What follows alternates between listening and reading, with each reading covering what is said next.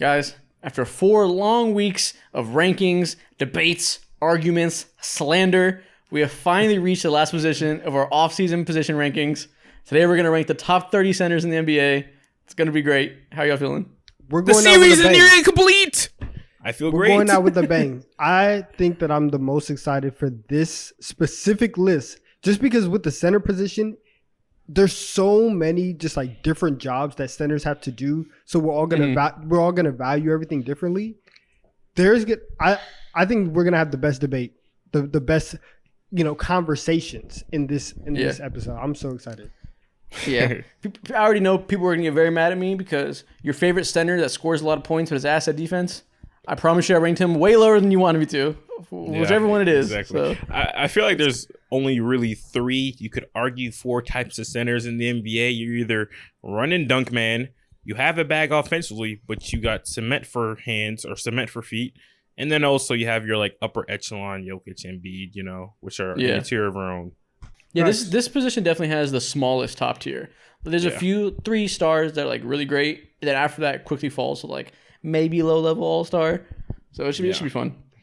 Yeah, and this is actually episode 49 of the show. Next week is episode 50. I'm not gonna give away what we got cooking, but we got something special cooking.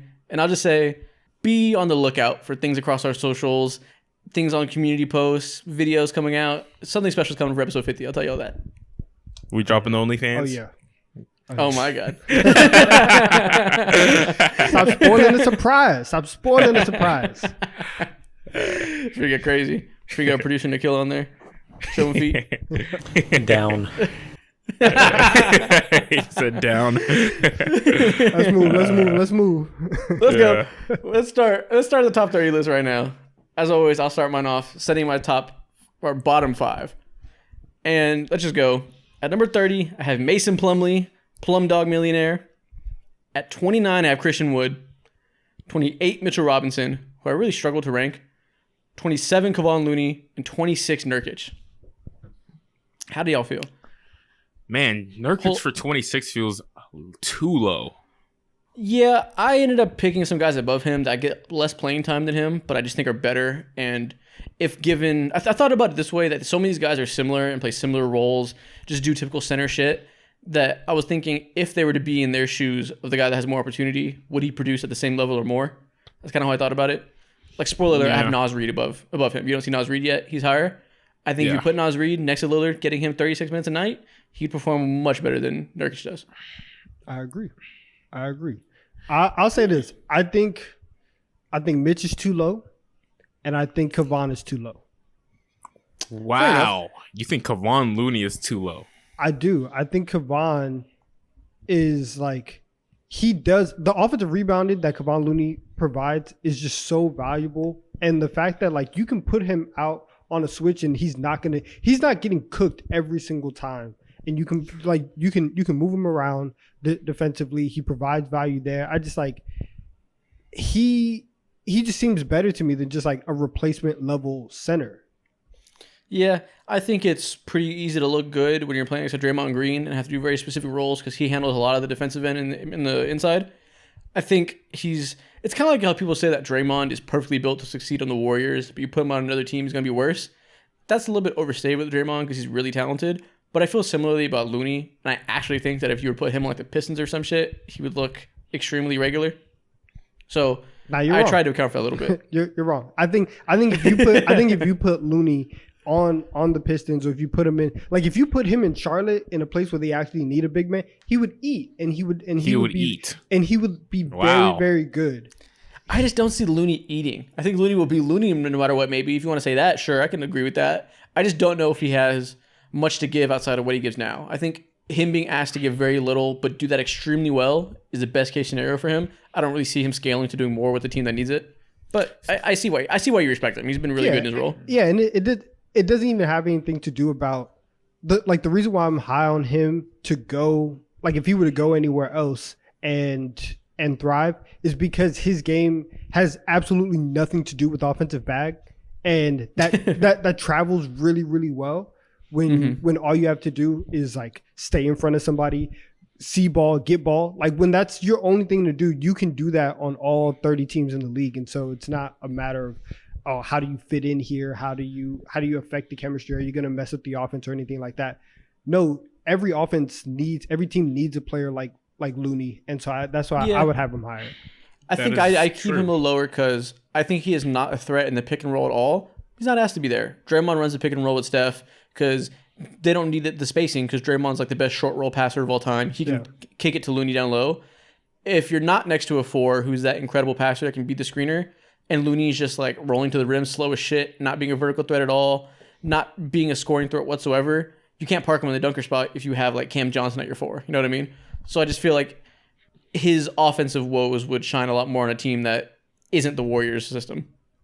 You also got to give him the chance. I also believe in him. I think that if listen, I'm just high on Kevon Looney. I'm a very big fan.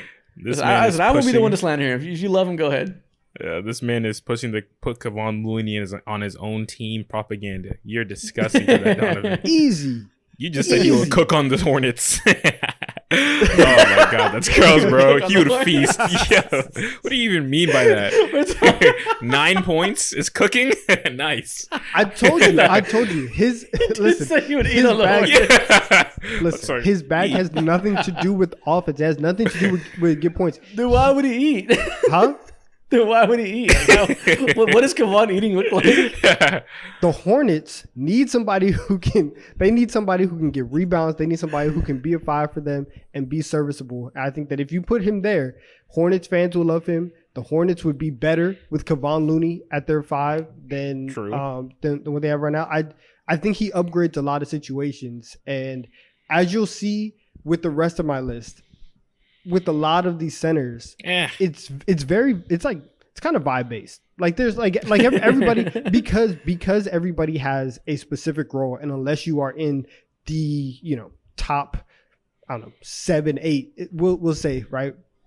Unless you are there, like Mo said, you're either run and dunk man, or you have an offensive bag but you have cement for feet, or you're the complete opposite, and you're very specific. So I just need to like you on my team, and you need to just be able to do your job. And Looney can do both of those things at a high level. I hate that I'm having this conversation, but you're right. But a team like the Charlotte Hornets are just a terrible example because who they have and their style, how they play. So like if you have someone like LaMelo Ball, Terry Rozier, and shit like that, like you'd rather have a lob threat, which is like Mark Williams, and like. That's just overall better than what Kevon Looney has to offer. I feel like if you put him on a team, I don't know, some team that isn't reliant on a lob threat, then I absolutely 110% agree. If he was on the Lakers, he would be great. He would be eating next to AD for sure. I do not want to see an AD Looney front court. Listen, fucking kill me. The Hornets had Terry Rozier and Kelly Oubre chucking shots. They were missing a whole bunch. I'm telling you, Kevon Looney can get offensive rebounds and turn those into points. You need to send them to a team where they miss a lot of shots, and Charlotte is good for missing shots. They miss a lot of shots. Charlotte is good for that. Put them on the Rockets. Oh my goodness, playoff team. This man wants to see high school Looney talk. I love it. Do you have an issue with this 5 at all, Mo?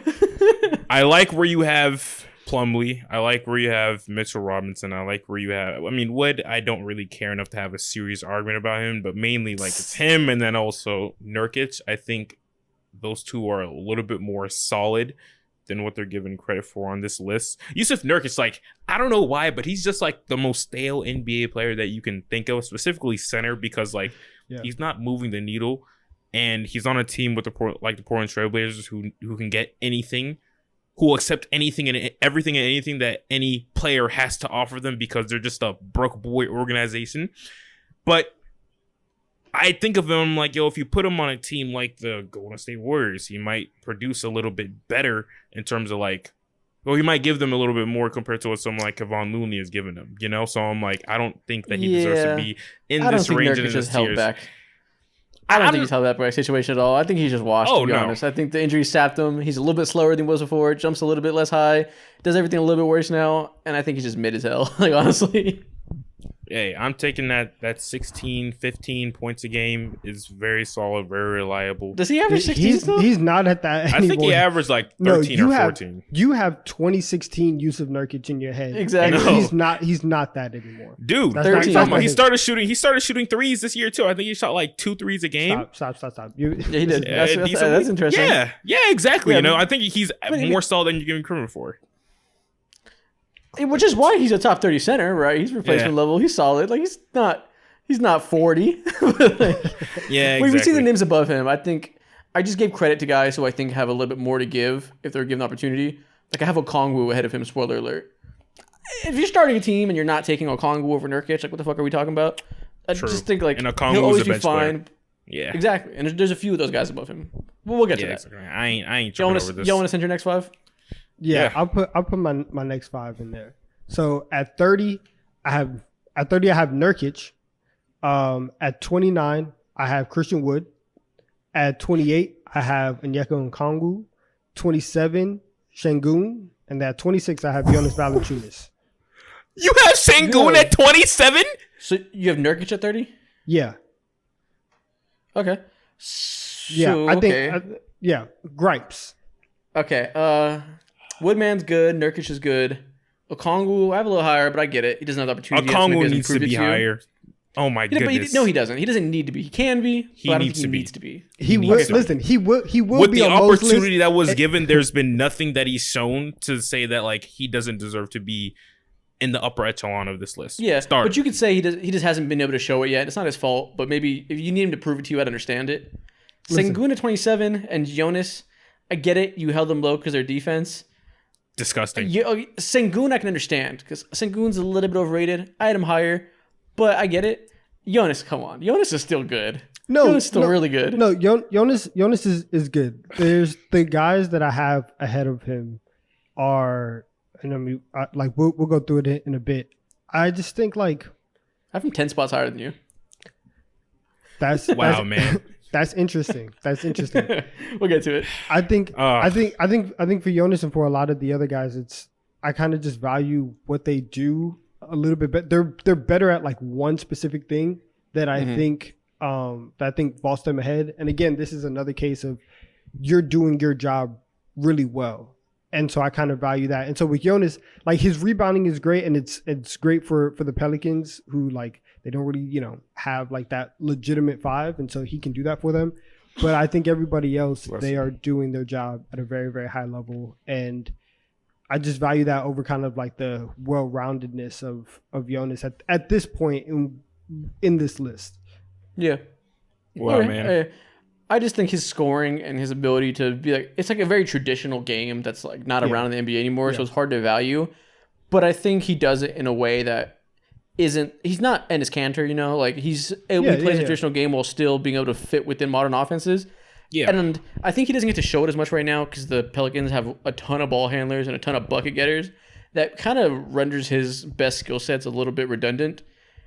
And I just think he's still the player he was when he was on the Grizzlies, averaging net damn near 20. So I gave him a little bit of credit that I think he's still capable of that. But I can see why you don't value his specific type of skill set. Yeah, Jonas's game is just naturally intrusive, and it's the complete opposite of what the type of basketball you want your team to be playing.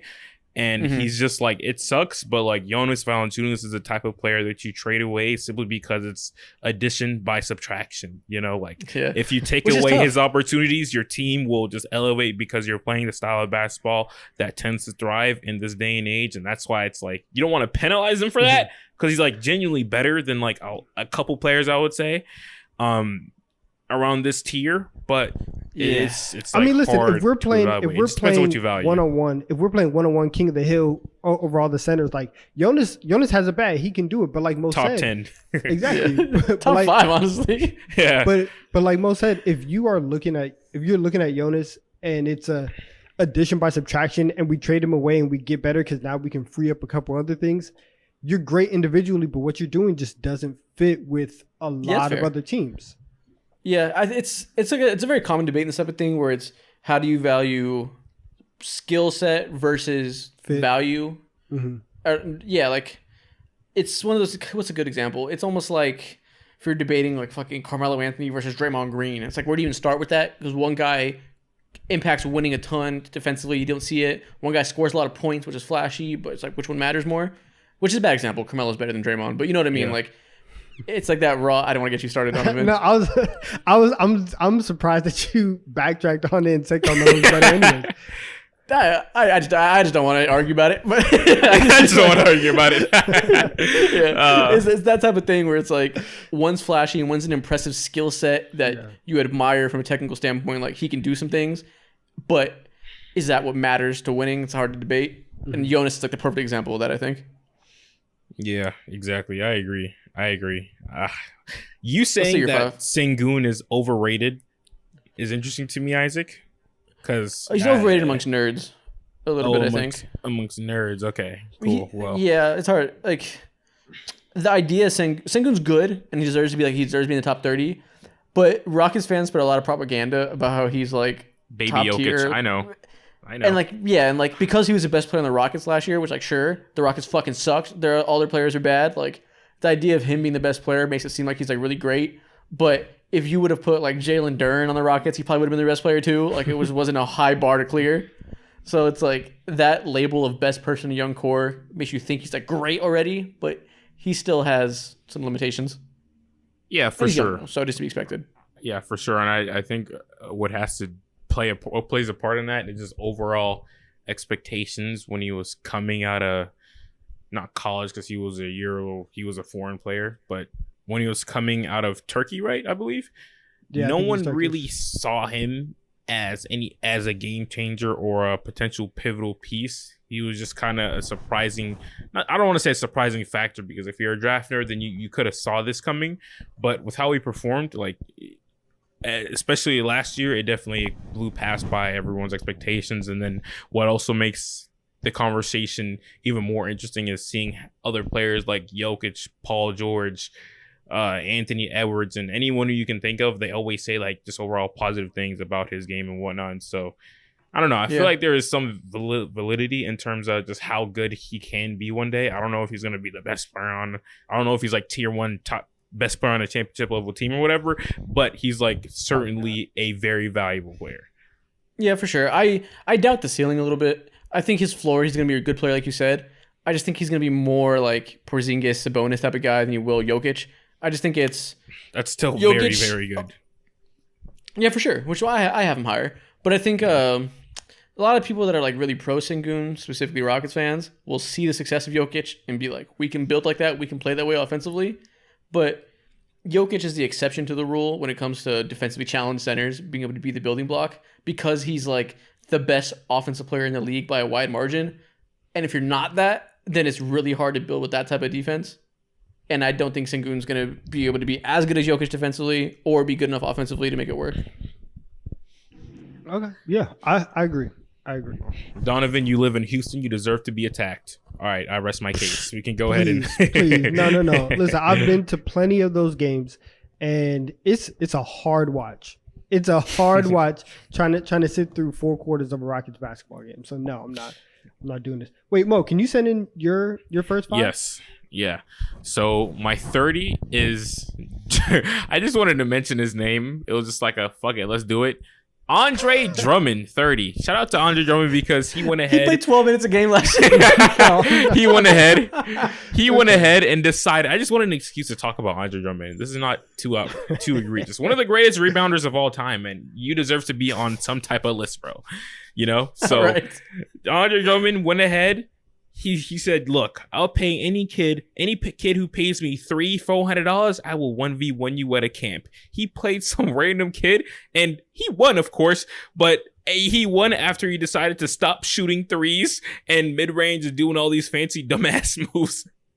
So for that, Andre Drummond, you deserve to be on this list. You're providing entertainment for all the kids and me including during this dry off season. And also I will You are the greatest empty stats player to ever exist. Also one of the greatest rebounders. So you deserve to be on this list. Anyways, 29, Kevon Looney, 26, Steven Adams, 27, Mason Plumlee, and 26, Zubac. Any gripes? Anything wrong with this list? I think you see outside of Andre Drummond, like you see similar tiers, similar like mold of players here who can just be applicable to any team in the NBA. Literally, I have Steven Adams a good little bit higher. I think he's better than this chunk, but not a huge difference. So I don't have any big gripes. I mean, I wouldn't put Andre Drummond on here. I'll say that. But go ahead. Andre Drummond he deserves his recognition, bro. I thought about it. I looked at it. I was like, he's pretty good. Okay, 30th. I looked 12 minutes a game last year on my list. But how many rebounds did he grab in those 12 minutes a game? You can't I don't even name know. a player Probably who does that. 45. It's crazy. It's crazy. All right, let's move on to the next 5. At 25, I have Zubac, who I am in love with. Okay. 24, I have Okongwu. 23, Naz Reid. 22, Steven Adams. And 21, Sengun. Nice. Okay. Okay. Gotcha. I like this. I don't know how I feel about Naz Reid or Steven Adams being better than Naz Reid, but I mean, it's good. I just feel like for Naz Reid, and from what I'm reading on your list, you're putting out what he's done so far, and I think we all probably believe that he's genuinely a better player. But Steven Adams has a track record, and also like he's just consistently been solid throughout any and every team that he's been on. He does a lot of the grind things, all the little not dirty shit, but all the things that nobody wants to do, he does. And so he's so easy to play off of. So that's fine. I like it. Yeah, I think I would put Naz Reid higher, and I did. I think that Naz Reid he's one of those guys where he's in a bad situation for him because they have Cat, because they have Gobert. And I think if you put him on any other team, also the contract that he just signed, so team friendly. Like fire his agent. Damn. He could have gotten a legitimate bag this summer because he is that good, because he is that talented. And I think that if he wasn't on the team with two centers that they've invested massive draft capital, massive crazy money, then he could thrive and he would be really good. And so I think that's kind of reflected in my rankings and where I put Naz, but that's kind of that's the biggest gripe that I have. But outside of that, everything else is cool. Yeah, I mean, exactly.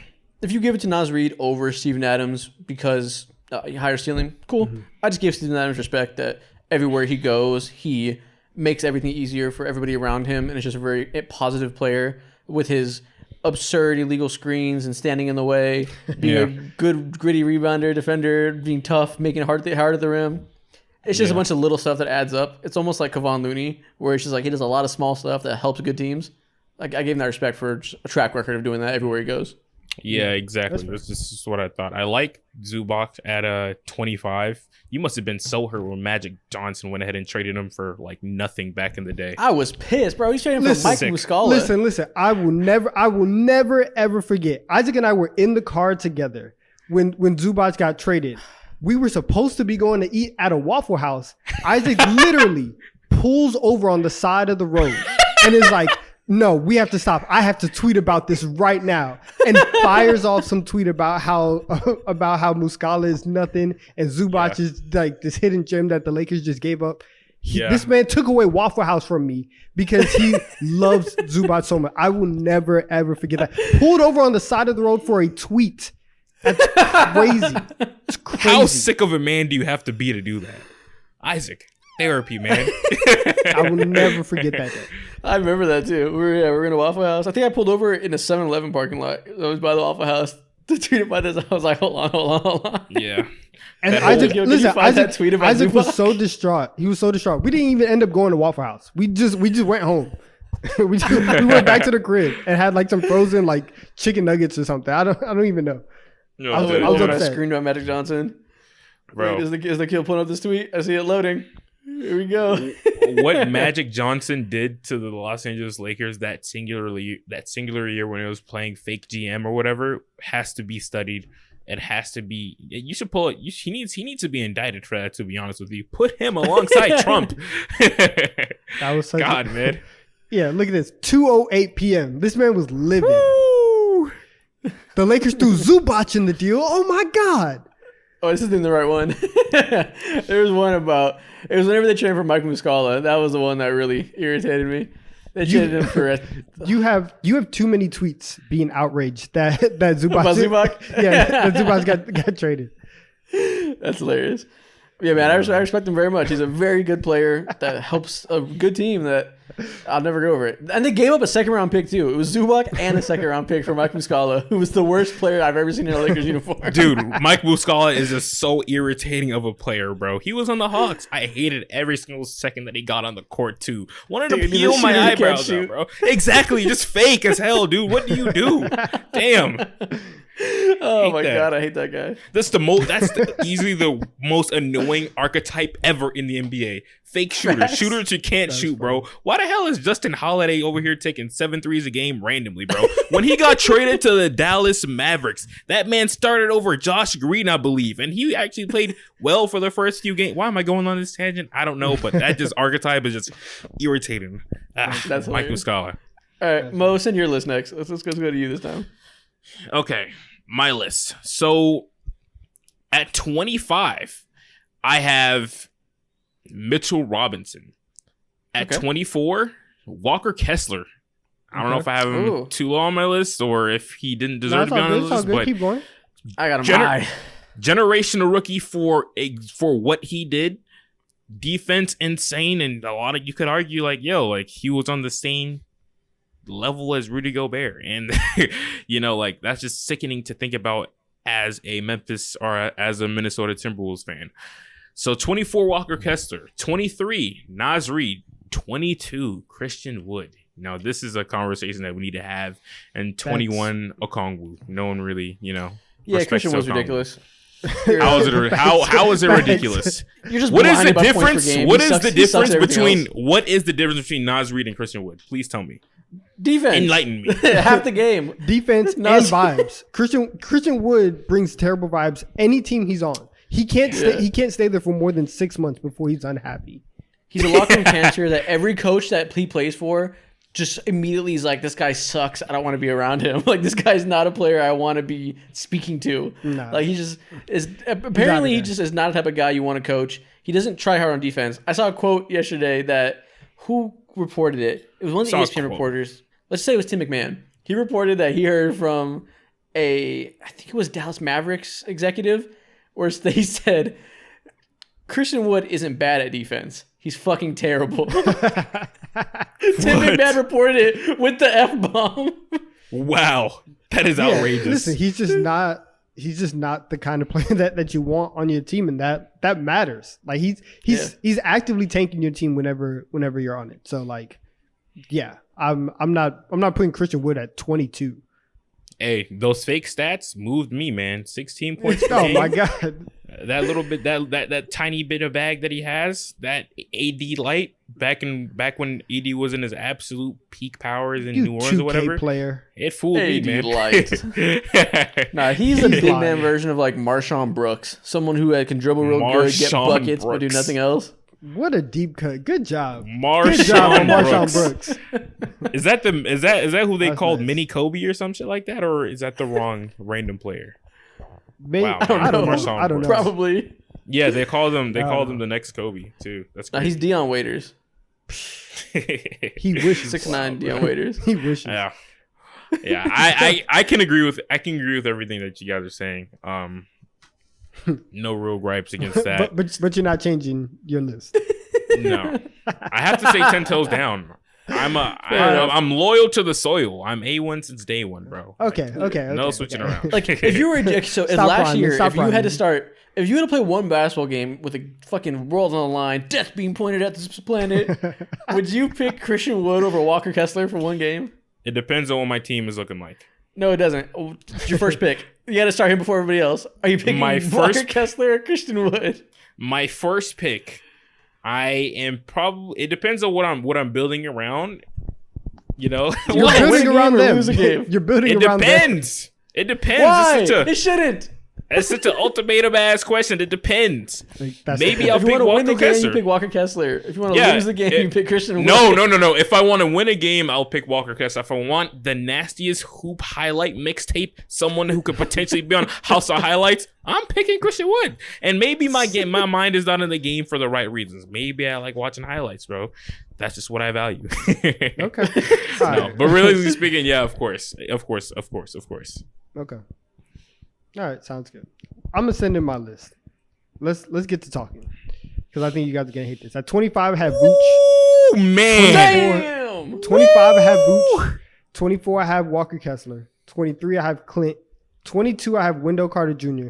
And 21, I have Steven Adams. Oh, your list is trash. You are Your a list is ass. criminal for putting Wendell Carter Jr. at 22. I want to stab I told you. y'all. I told wanna y'all stab you. before we came on that you guys were gonna have a lot of gripes with my list, and that there was gonna be a lot of conversation and dialogue. Here we are. Please tell me why I'm wrong, because I don't think that I'm that wrong. Like I can No, see, your list I is can see, trash. I can see arguments, and I can understand a couple things, but I don't think that this is too bad. I know it's my terrible. goodness, bro. So, I mean, I think 25 through 22 are all just like really good players who are like, let's just use Steven Adams for an example.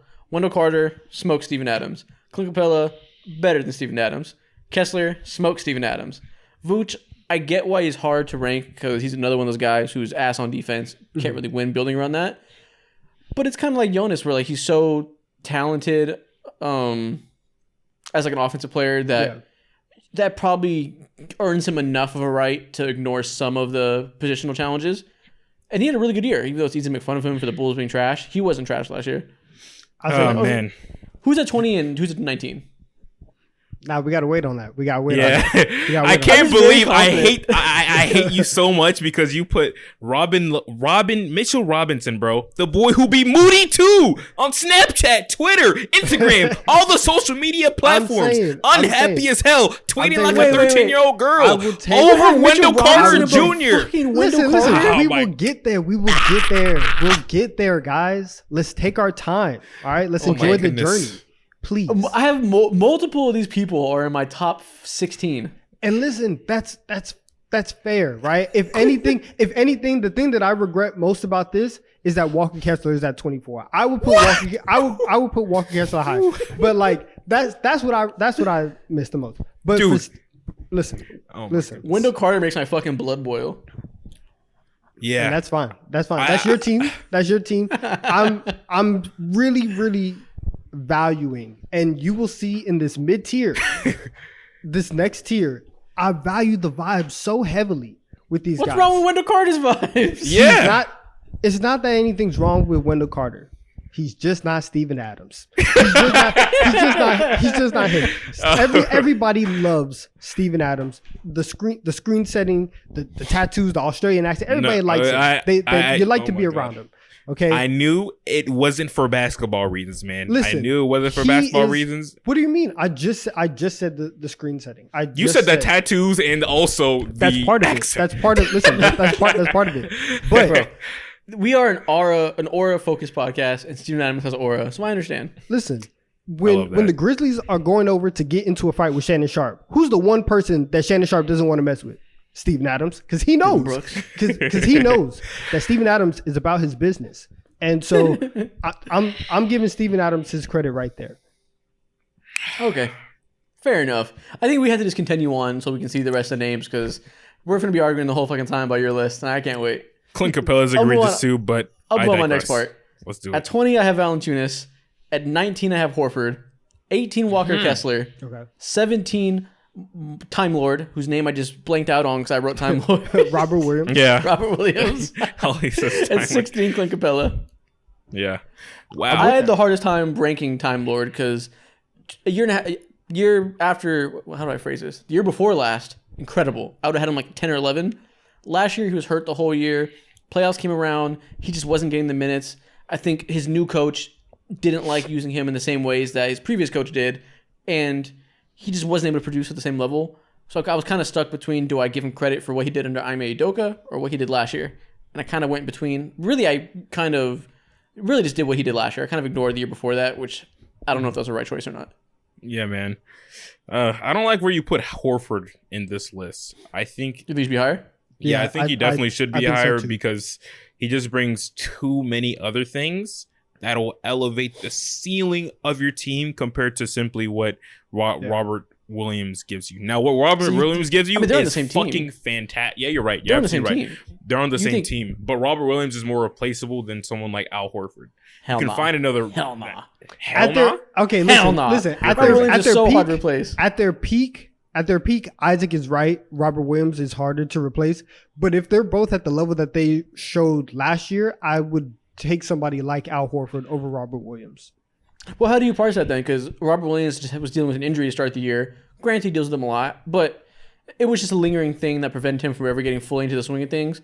And it was clearly a coaching decision to not run those two big lineups like they did with Ime Udoka. Yeah. So, like, how much of that do you hold against him? Like, he still is that same guy. We have to see next year. I think next year would be a good. We saw 1 year of Robert Williams being unlocked. We saw another year of him kind of being brought, back down. This next year would be the tiebreaker, and then we'll kind of see like where to go from there. Yeah. Also, by the end of next year, Al Horford is going to be 100% cooked, so he'll just walk in. He'll just walk into that role and walk in. Yeah. He'll walk into the win. But I think that there's still time to evaluate Robert Williams and kind of like his value. Yeah, I get that. Yeah. I like Robert Williams a lot. I think this is the right tier for him. He's definitely harder to rank because of all of those things that's been happening. That's what he actually does on the court is just injuries and then situational coaching things and stuff like that. But it's solid. I can't be mad at that. I would have Horford higher. I like where you have Valanciunas at. Capella, I think he's at quite literally like probably the perfect spot. He's solid as can be. He's exactly he's run dunk man. That's literally what he is, bro. Run dunk defense man. So And block shots, man. He's really real good at blocking shots. yeah, exactly. That's the biggest thing. I think Clint is underrated now because he dealt with those injuries for a couple of years after his first year in Atlanta, where he was amazing that first year, and then he had like a year and a half, 2 years where he was injured a lot, and the narrative has become like Okongwu's riding away. We need to free Okongwu because people like young players and tend to be biased towards young guys, assuming they can make steps. So that has kind of made people feel like Clint is holding him back. So that must mean Clint is trash. And they need to get rid of him. But there's a reason that they still start Clint over Okongwu, despite how promising he is, because Clint's fucking good. I think a lot of people miss that exactly because they're so excited about Okongwu. Yeah, exactly. Clint is generally like one of the what you could say. I want to say maybe 5 to 7 best rebounders in the entire NBA. I think that's very underrated. That's something that Okongwu struggles with still, and a lot of like centers just some reason tend to struggle with. He just has the overall bag when it comes to run dunk man. He is peak run dunk man. The only thing that like I can go ahead and like diss from him is like sometimes his finishing is very skeptical. Now maybe I could be tripping and he's catching hot lobs from one of the best passers in the NBA, and like that's just not in his bag naturally to catch all these lobs from all these angles. But sometimes when I watch him play, I feel like this dude plays with other mittens on. But regardless of the fact, No, you're right. You're right. It's never been. It's always been his biggest weakness. yeah, exactly. Even with the Regardless- Harden thing, people were kind of annoyed by him. Yeah, exactly. But regardless of the fact, like Clint Capella, he moves the needle on a lot of teams. But I will say it's hard to see that initially, just black and white or whatever, because if you look at the Atlanta Hawks defensive rating, they're fucking ass. Piece of shit, bro. If you look at our points per game in the paint, or points allowed in the paint, it's fucking ass. It's a piece of shit, bro. But, like, regardless of the fact, you have to look through things like, well, they probably get a lot of points in the paint because you got Trae Young and DeJounte Murray, who's, like, up and down on defense all year, and they got a lot of points off from there, or opposing teams do that, so it's hard for Clint Capella to do all those things, plus he misses times and all that stuff, so I don't know. He's a very, I don't want to say very polarizing player, but it's so easy for people to underrate him and his value and the things that he does. So, yeah. I think the Hawks have a myriad of issues, like you said. Guard defense is part of it, but part of it was the biggest, like, I talked about a lot last year when the DeJounte Murray trade happened, and I was talking about how that's not going to be what fixes them because that rim defense is still going to be ass. I think that was mostly because Clint wasn't healthy for the year before last. He just straight up wasn't very good there. And I'm looking at their stats now. They were 13th in rim defense in terms of efficiency. They gave up 66% there, which is about average. The league average is 66.6. They're 66.3. So pretty much exactly average. But their biggest issue was frequency. They were 29th in rim frequency, which means teams just got there nonstop. Yeah. It was just constant fucking Olay, run straight to the rim, Clint, try to help us. They did a good job, but that is the part to me that's mostly guard defense. or mostly your pick and roll coverage, whatever you want to, maybe you call it. Maybe you say Clint's not good at coming up to the level of the screen and preventing people from getting there. I don't know. But when he's there, I think he did a good enough job. I can actually look right now and see what his numbers were. For sure. And while you're looking at that, like, for something about Clint that I also want to say, like, is that through your stats, he actually had a quote, I believe, like a year ago, or maybe it was 2 years ago, back in that 2021 season. He was so frustrated. He said out loud, called out some of his teammates, probably Trae Young, probably DeAndre Hunter, because he began burned too often for someone who's supposed to be a good defensive prospect. But he was like, when I think of a team, he said some quote along the lines of, I'm a defensive minded player and this is the forefront of what I do. And I feel like he called out his teammates and he said something along the lines of, we need to step up defensively. And that's facts. Yeah. Like he can't block everything. He can't defend fucking everything. He gets tired. Yeah, I'm looking at Clint's numbers when he's on and off the court, and I think it says like the perfect example of his defense. When he's on the court, teams get to the rim 2.7% less. So he's deterring people from taking shots at the rim. They see his big ass there, they don't do it as much, and they shoot less efficiently there too by 1.3%. So pretty good numbers. But overall, the team's defense is worse when he's on the court in terms of effective field goal percentage, because teams get to the mid-range nonstop against him. They fucking eat on the mid-range whenever Clint's on the court. They shoot 5.6% more mid-range shots when he's on the court, and they make them 4% more, or 5.8% more actually. Yeah, which basically means he's big and slow, and when they run pick and rolls, he's sitting back there at the rim, making sure they don't get there. But that means these great guards can pull up from the mid-range and just shoot uncontested because he's back there with his hand in the air. And that's about it's about what you think of Clint Capella. Slow feet, but he can block the hell out of a shot.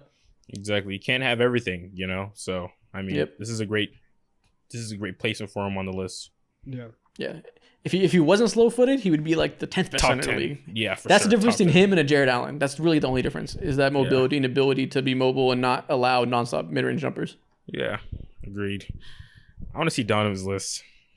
All right. Is this a Mitchell Robinson sighting? Or? 20, I got Kevon Looney. 19, I have Mitchell Robinson. 18, I have Jakob Poeltl. 17, I have Naz Reid. 16, I have Robert Williams. Y'all are laughing. Are you fucking drunk? Let's be real. Worse, he's on codeine. Mitchell Robinson loses minutes to Isaiah Hartenstein, and you put him above all stars. Mitchell Robinson, right? Mitchell Robinson is out here. All the guys that we're gonna talk about later, and your little, your Prince of Evan Mobley, right? He's the future and all that. Oh my God. Mitchell Robinson ate their lunch. All right, the shot blocking that Mitchell Robinson provides, the lob threat that he provides, the offensive rebounding that he provides, the energy that he has on the defensive end of the floor is fantastic.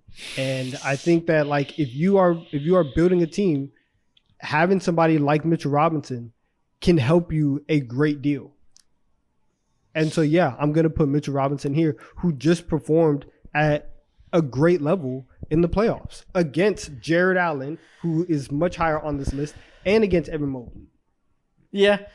It's just, he had a great series, but, like, so did Austin Reeves. I'm not saying he's better than DeMar DeRozan. Like, you know what I mean? Like, it's like, what are we talking about? Like, listen, you had really Austin Reeves high, though. So, yeah, okay, I just pulled his names out of my fucking ass, but you know what I mean? I'm saying, but you had Austin Reeves high. But Mitchell Robinson, he has no business being above Clint Capella. You can say Wendell that Carter. Clint Capella, Wendell Carter Jr., Walker Kessler in my mind. Sometimes I would argue Steven Adams, and those are Jonas Valanciunas and also Vucevic. That's disgusting. Yeah. That is fucking crazy. Go ahead. You convinced me to put him higher. Like, I'm looking at my list now. I'd put him higher for sure. Like, I get it. I undervalue his offensive rebounding, which I think is really important. He's incredible at that. One of the best in the league. But he's not an offensive threat anyway. You call him a lob threat. He's really not. He's just big and all he can do is dunk. He's not some great roll man. He's just a guy that's all he does, so you maybe think he's great at it. He's fine at it. I mean, that's what he does, though. That's what he does. Yeah, he does it fine. He doesn't have particularly good touch at all. He doesn't really provide much offensively besides rebounding, which is important. But you look at someone like Wendell Carter Jr., who's like a very skilled offensive player, a better defender, basically just better at everything besides offensive rebounding. And I don't even understand it. Well, I mean, Wow. I just told you for about 3 minutes before. Why? Fair enough, you did. Still don't fucking get it. Still doesn't resonate. Wow. No, Any guy, come on, Looney. Like, be fucking for real. Like, I listen. We already did the Looney thing, but the contribution to winning from Looney is fantastic, and it's just just wow. Like, and even in situations where like if we were talking about this in 2017 or 2018, like I could understand it, but in 21 and 22, where Clay's not really Clay anymore. You're really like hoping that Jordan Poole pops every other game, and the Warriors need somebody. They need somebody to come in. Kevon Looney somehow always he's the one who comes in and he changes the dynamic of their entire team, and it's because of what he does. And whether like, and you're saying like, oh, he benefits from Draymond being there, of course. But guess what? Draymond's on that court, and they weren't able to do anything. And then look at that, Kevon's in the lineup. Now we start winning. Kevon's in the lineup. Good things start happening. So I really think that he can go anywhere in this league and be a really impact player. So like I'm putting him there. And so we'll move on to the next guys though. I have Jakob Poeltl at 18. He's cool. He's very just like Jakob Poeltl being in this range of just being like mids. Yo, shout out to you, right? You get your 12 points, you get your 10 rebounds, right? You're a solid defender. You are better than Jakob Poeltl is better than like what everybody thinks whenever they hear about his name, but he just feels so replaceable. He just feels so mid, and I just have to put him there. I think it's just white NBA player bias. It's just like he just feels so replaceable. And then you know what it is? What? It's because his name is Jacob. Jakob.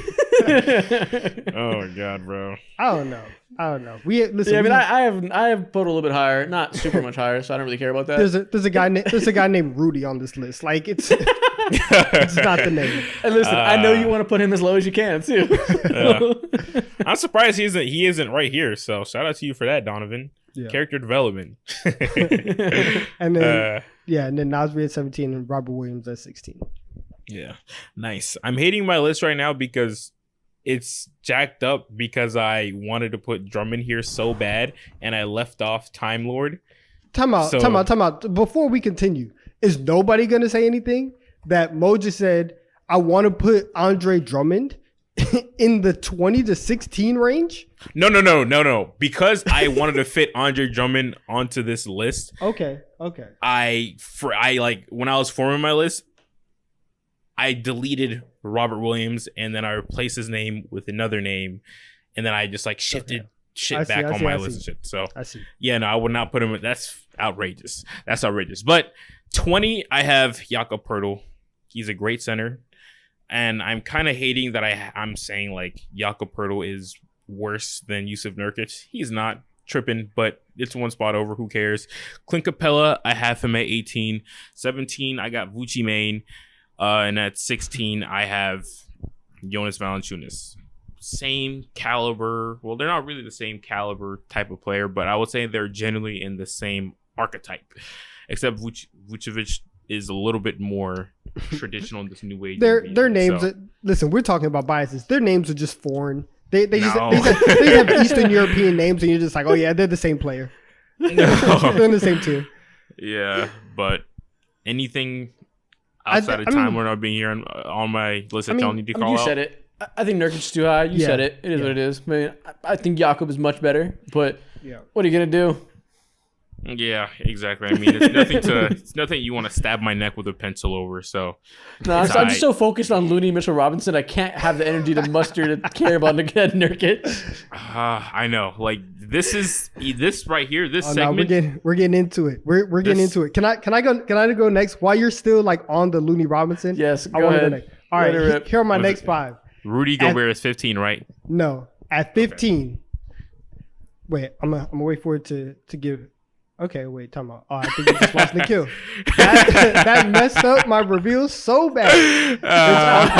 It's all good. All right, I'm gonna send this to you guys through text. Okay. Let me see this. Let me pick up our group chat. Grand reveal coming. And here we go. So at 15, Chet Holmgren. At 14, Big Vic. What? They're already better than half the league. They're already better than half of them. Everybody else, give me Chet Holmgren. Give me Big Vic. He's already better than half of them. Vic? Then we got Al Horford, Nick Claxton, Miles Turner. Big Vic and Chet. I'm taking them over Chet anybody. was in rehab Those guys. massaging his ankles last year. Those guys are fine. Listen, I'm not the type. I'm really not the type to get hype over Summer League. I really try not to do that. What I've seen out of Chet Holmgren, my goodness. These guys are already better than half. I'm taking them. Wow. I'm taking them. Hey, I ain't gonna lie. The Don't only talk thing to that me I about can say anybody about else. Chet is like, yo, Summer League vibes, immaculate. That's good and Nah. all that. But he be putting that Nah. shit on too, man. He's gonna Big be Vic. making a lot of league fits appearances, bro. But that's the only reason why I would consider putting him on this list, the league fit stuff. But No, you're this man, outrageous for that. but before Big Vic got into the league, we were all like, oh wow, like Chet Holmgren is crazy. Like the defensive potential is wild. He's gonna be out here. He's gonna transform the Thunder this year. And listen, we will talk about it when we get to the season previews. I'm very high on Oklahoma City, and one of the reasons is because of Chet Holmgren. Like he's like that. And then Big Vic, I'll take him. I'll take Big Vic over a lot of guys. You're lucky I didn't put him top 10. I would have taken him over Al Horford, 38 years old, geriatric. I'll take him over him. Donovan. We can move this right now. Congratulations Right now. for the first time throughout our entire list series. You have the worst list. I was running away with this bitch unanimously. Not even close. But you just stole my crown from me, bro. I'm not gonna lie. Mo's made some mistakes. Mo's listed some shooting guards at power forward, some power forwards at point guard. It It happens. is what it is. But all that aside, you have the worst list in TD3 history. Nah, y'all don't see the vision. Y'all don't see the vision. No, I mean, I'm just not gonna fucking rank players I've never seen play a real Yeah. game. But like, if I had to guess what they look like, I would also put them here probably. But Yeah. I prefer to talk about real basketball, not imaginary. Yo, you're so nasty, bro. Bro, I love it. Good bit. I respect a good bit. I always ride for a good bit. On the serious side of things, I like Nick Claxton. I like Miles Turner, somewhat next to each other, and also Al Horford. All cool with me. Nick Claxton, we're having a conversation yesterday about this. And, you know, like earlier in the season, he was in Defensive Player of the Year conversations. And the next thing you know, KD gets traded, Kyrie is gone, and you never hear about Nick Claxton ever again. And all that He hype was in just fake dies. DPOY conversations. And He was nothing in- ever happened with him. He was playing the same, all that, bro. Like, he didn't get injured. It was just like, no one cares anymore. He was in like participation trophy DPOI conversations. Like, yeah, he could be fifth on my ballot. He was never gonna win. Like, you always say that. Like, he wasn't actually gonna win. He was in the conversation. That's it. Yeah, but, man, All right, I'll send my next five. go ahead. Let me go ahead and highlight these because I think the screen recording is still messing up. Yeah. Okay, Can't wait, here's though. my next five. At 15, I have Jakob Poeltl. Okay. 14, Nikola Vucevic. 13, Nick Claxton. 12, Wendell Carter Jr. 11, Brick Lopez. Woo! Discuss. 11 Brooke Lopez. Ah, man. I feel like that's kind of low for Brooke. When I was be- ranking too Brooke, low? To be Yeah. honest, yeah. Oh. Brooke is low. Brooke is low for Yeah, sure. well, that's just, it's mostly because I don't hate DeAndre Ayton like y'all probably do. So I like, that's what it comes down to. Like, he could have been 10 if you want, because spoiler alert, Ayton's at 10. But, I mean, like, I'd rather have Miles Turner, who I think is just like the same type of role. And I just like younger, has more punch. But now that I say that, I don't Nah. know. Dude, Brooke was really good. Dude, Brooke was put good up last year. 16, 17, 19 in the playoffs last year when they got that Yeah. ass bounced out by the Miami Heat. Genuinely, like, Yeah. yo, like, he was in Defensive No. Player of the Year. Convo is fake or real. It doesn't matter. He was Nah, in they the were real. conversation. They were real for Brooke. Yeah. Pulling up from I think- fucking Yucatan, like Anthony Edwards be saying, bro. Like, he is a great center who I hate. Yeah. Who it's like, it's weird to think of him as like a elite level center, but he is one. Yeah, I think last year he showed when all the Bucks had those injuries, he showed that he can still do some more if needed. It's just hard to. He doesn't do a lot often because he's not needed to usually. So it's hard to give him credit for that when like you could easily be like, oh, see, he did it for 40 games. He can average 20 still, or he can average 20 for 20 games. But can he do it over a full 82 games? That's a different story at his age. That man So- broke his back a couple like last year, bro, and he came out looking like literally the same type of player. Like you can't Nah, yeah. deduce this. No, he's great. He's great. He's a very high level defensive player. It just has to do with the people above him. I think after him, there's Ayton, which put him above Ayton. I'm not fucking sure. And then after that, we're at like Ayton and Turner are next, and then you have like the all-star level guys. Yeah, so I just gave them credit for being able to do it consistently and just harbor more of a load than Brook can. Brook's fucking old. I don't think he could do what he did last year for a full 82 game season. You can't rely on him for that. He'll break down.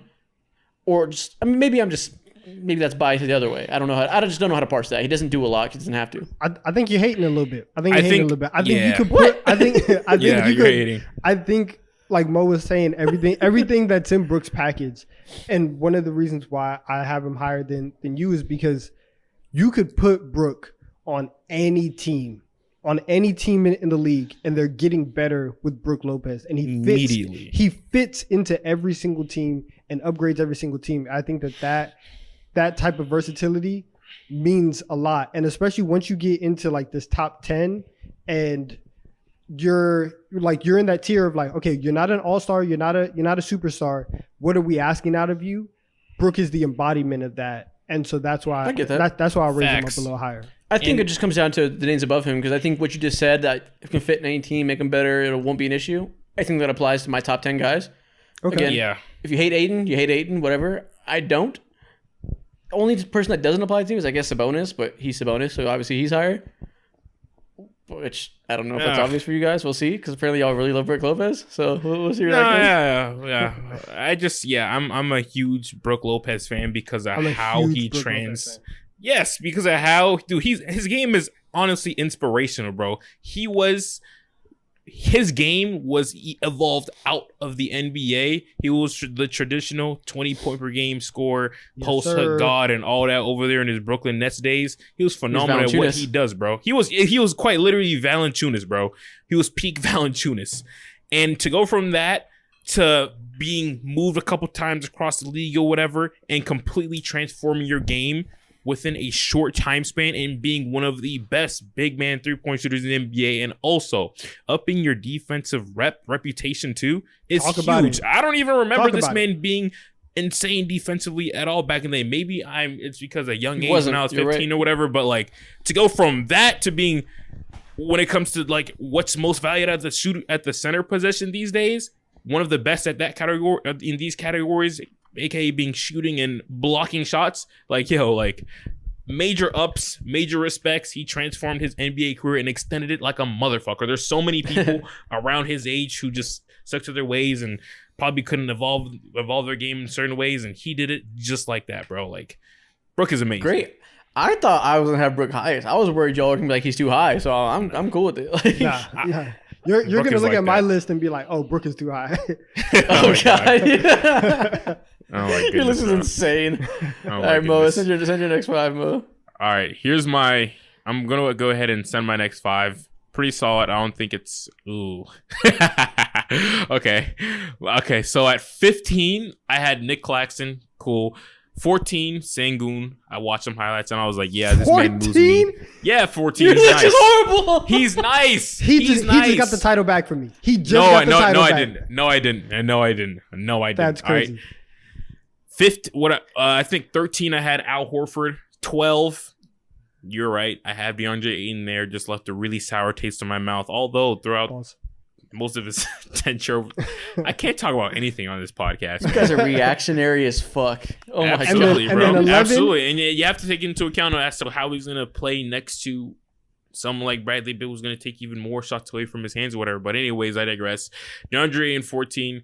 And at 11, I have Rudy Gobert, who was... Yes, sir. I respect you for that. I respect you big time for that. No, listen. I think Şengün is too high. I think Al Horford is cool. Yeah, I think Ayton should be higher. Like he should be higher. You know me. I'm never gonna strike down any type of Rudy Gobert hate. So we're good on that. But Ayton should be a little bit higher. Wow. Yeah.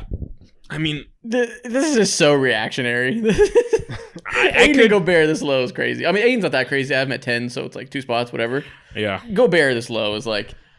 I don't know. We'll get to Gobert talk. I don't know. I don't think that's too low. To penalize him because he's on a team that's moronic and started him next to another center, with zero good playmakers to start the year that could give him lobs to his only offensive utility, I'm not going to hold that against him. You love Rudy Shit. Gobert. I will You really gladly do. hold that. I just against don't hate him. I'm just not like ridiculous with the slander for no reason. Oh my god, bro. Nah. Are we gonna do this again? I guess. Listen, let's I'm not going to blindly hate. let's go. Let's Okay, go. Donovan. Let's go. Top 10. We're Top going 10. down this. It's top 10 time. Let's figure out where we all have Rudy on our list. Okay, And then we'll we can go. go mine first. Then we'll go. At 10, I have DeAndre Ayton. Okay. At 9, I have Miles Turner. Pretty high. At 8, I have Jared Allen. 7, I have Rudy Gobert. And at 6, I have Sabonis. Okay. I wrestled with Sabonis and Gobert a lot because I just gave it to Sabonis because he had a great year last year and deserves some respect. But I think you're never going to win anything substantial with Sabonis on your team because of the role he demands with his skill set Yeah. and his extreme limitations on defense. He will never win anything substantial being a centerpiece. So it's like if I had to actually build a team to win a championship, I'd probably pick Rudy Gobert. But Sabonis did enough to deserve the nod for now off of like straight skill. But I don't really believe it. I just feel like he deserves it. Okay. Okay. I don't have a lot of gripes with your list. We have a lot of guys in the same range. I think Turner is the only guy that would be a little bit higher. I think he shouldn't be in the top 10. But outside of that, we're good. We're good. I'd rather have Miles Turner on my team than Rudy Gobert, man. Less headaches when it comes to figuring out how X, What Y, and headaches Z is there will with Rudy be. Gobert? Bro, There's no headaches besides people thinking he's lame, which sure, I don't really give a fuck about that. I mean, listen. Hey, we talk about vibes. Rudy Oh my Gobert, bottom 5 vibes in the league. No, that's not. He's not a bottom 5. He's not He's bottom not 5. Christian Wood. We gotta relax. People just hate him so much. I mean, like, obviously, he's not Christian Wood. Christian Wood is number 1, but like Rudy Gobert is in that tier. no, he's not. He's What is there. number 1? Rudy Gobert does not bring headache. He gave Only the NBA headache- coach. Hey, did we I'm forget playing, about I'm the playing. moment, and I think it was in the plane where he literally punched Chris Anderson in the chest? Did we forget about that? Yes, that I was did the forget thing. about that. The vibes are with him right now, but I don't blame him. He's in Minnesota where Wait, a you lot said of people Chris don't know what the Anderson? fuck he's Kyle doing. Anderson? Yeah, Kyle Anderson, yeah. I was like, Yeah. Birdman's here? Rudy Gobert punched Birdman. No, Did yeah. he get punched back? Birdman would have that man in shambles, bro. He would put him in the That's blender hilarious. for sure. That's hilarious. But Yeah, I mean, I don't think Rudy Gobert brings headaches that much. Like, yeah, he's lame. I don't give a fuck. Like, he's obviously like nobody likes him as a person. But in terms of on the court, the only headache comes when you start him next to another fucking center because you're a moronic front office who traded him for a king's bounty. And then yeah, he's gonna look like he's worse than he is because Yeah. he's overvalued. But then also on the defensive end, I think he regressed just a little bit, and that could also be because lack of motivation to do your thing because you're not really prioritized on offense, so you're moping down on the court defensively and all that. But also, I think he just looks like a little He regressed slower. if you only watched the first 15 games of the season when they were getting used to him. Second half of the year, especially when Cat went down when he was hurt, he looked like Rudy Gobert. He was completely fine. People just stopped caring because nobody was watching the team because it was a shit show. Yeah, he started to look a lot better when I would say Mike Conley was traded For sure. onto the Minnesota Timberwolves. But I don't know, like that's the part where I'm like, I don't know, like I just Rudy like Gobert did Miles not Turner change more. as a player. He didn't change as a player whatsoever. He was just in a worse situation with a team that did not gel together at all. And once they made some moves to gel a little better, he looked better. Once they made moves to get Mike Conley to hold his hand through the rest of the season, like it got better. So once The once- real issue here is D'Angelo Russell sucks ass. That's the real I problem. mean, listen, that's we know that, right? We know that, but it's okay. You give him D'Lo and another center next to him. That's a pretty big issue. I guess. I don't know, man. I guess it sounds like excuses to me, but whatever. Sounds like basic observations to me. I don't know, man. Like when Rudy Gobert, like he went from averaging 2 blocks per game for so long, and all of a sudden them bitches are cut not in half, but he averages like one and a half, 1.3. 1.4. Yeah, and I'm like, bro, like you can't sit here and tell me like nothing. Do you think Rudy changed Gobert is with him. worse at blocking shots now? Statistically, yes. Did you look at the numbers? No, what do the numbers say? Yeah, he is worse at blocking shots. Do I think he can get better? The most Yeah, but I basic think ass numbers. exactly. I mean, quite literally, yes, it's right there in your face. Those numbers are undeniable. And also, I think just athletically, he didn't feel the same. I don't know. Maybe it's me. Maybe I'm tripping. but I just feel like last year and Nah, also Mo, other Mo, prime. Mo. Don't What? gaslight yourself into thinking that you're wrong. maybe, I'm not maybe, wrong. maybe I'm tripping. You are correct. Okay, your viewpoint is okay, and you are valid in your opinions.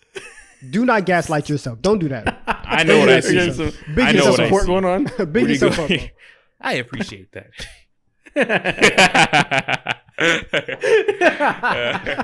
Not doing it. I'm dead, Yeah, I bro. mean it's because the Timberwolves play a different type of defense than the Jazz did. The Jazz put a drop coverage, everything funneled to Gobert, so he's always in position to block it. The Timberwolves play up high on screen, so he's coming up to the level of the screen and he's not back there under the paint the whole time. Yeah, and That's he's the real getting only cooked. difference. He's getting cooked. Can't turn around as fast enough, Sure. bro. That's what I'm saying. Yeah, like That's that. not I even have true. points. That's not even true. As far as like being a 7-footer, Rudy Gobert is actually like pretty fucking agile for somebody of that caliber. You look at him compared to Cat, compared to Sabonis, compared to even like Jared Allen, like he's on that same tier as Allen of mobility. Like we talk about it because it's like an easy thing to point to because everybody wants to roast him, but he's actually pretty fucking mobile for that size. Nah, he's cool. He's cool. Nah. He is All right, mobile. who's going not next? prime mobile. Mo, you're going next. Yeah. All right. Yeah, I'll go next. Okay, so here's my next 5. All right. So at number 10, I have Wendell Carter Jr. I love it. Way higher than what you had him, Donovan. He's just a top I love 10 it. center. That's Look out for that Okay. when he goes up against your Knicks. At number 9, I have Jared Allen. At number 10, or my bad. At number 8, I have Miles Turner. At number 7, I have Brook Lopez. At number 6, I have Sabonis. I think Brook Lopez is just like, I just can't imagine a world where I'm like, okay, I'd rather take Miles Turner, Jared Allen, and Wendell Carter Jr. is not in this T-or discussion. But when it comes to those two players, I genuinely think Brook Lopez brings more value and is one of the best at what he's asked to do in the entire NBA. And so I'm just a Brook Lopez fan. I might go ahead and get me a jersey after this podcast. I didn't even realize that. I didn't even realize that until now. Yeah, is there a guy? Yeah, and Sabonis I is there love the because Wendell of Carter respect. love. Yeah, I love the Wendell Wendell Carter's Carter hard. love. He's so hard. He's bro. so good. He's so Yeah, hard. He does so many small things that help. Dude, He's just such a smart defender. coming out of college, back in his Duke days, I'm gonna stand because he's from Atlanta, of course, and I have to stand every person's from Atlanta. But also, he was pulling direct comparisons to Al Horford, and that just made things a little bit worse for him. I'm like, hey man, I like his game. I am familiar with your game, and I want to go ahead and stand you, and I'm gonna stand. And just seeing how much better he got at every aspect of the game, he's more of aggressive. He's a more of an aggressive scorer, still athletic, defense, that, rebounding, that, and doing all these things while not getting lost in the constant evolution and improvement of the Orlando Magic's roster. Franz being him still, and also Paolo just being the face of the organization. I think it says a lot about the type of player that he is, and he's genuinely like a cornerstone piece for that team. And the Bulls, all Bulls fans should be weeping about letting him go. All right. Man, Bulls fans are down bad right now. Wendell's Down thriving. hardest. Larry's a star. Bad time to be a Bulls fan. Yeah, tragic, treacherous moments, man. So you got Jared Allen at 9, Brook Lopez at 8. I mean, Miles Turner at 8.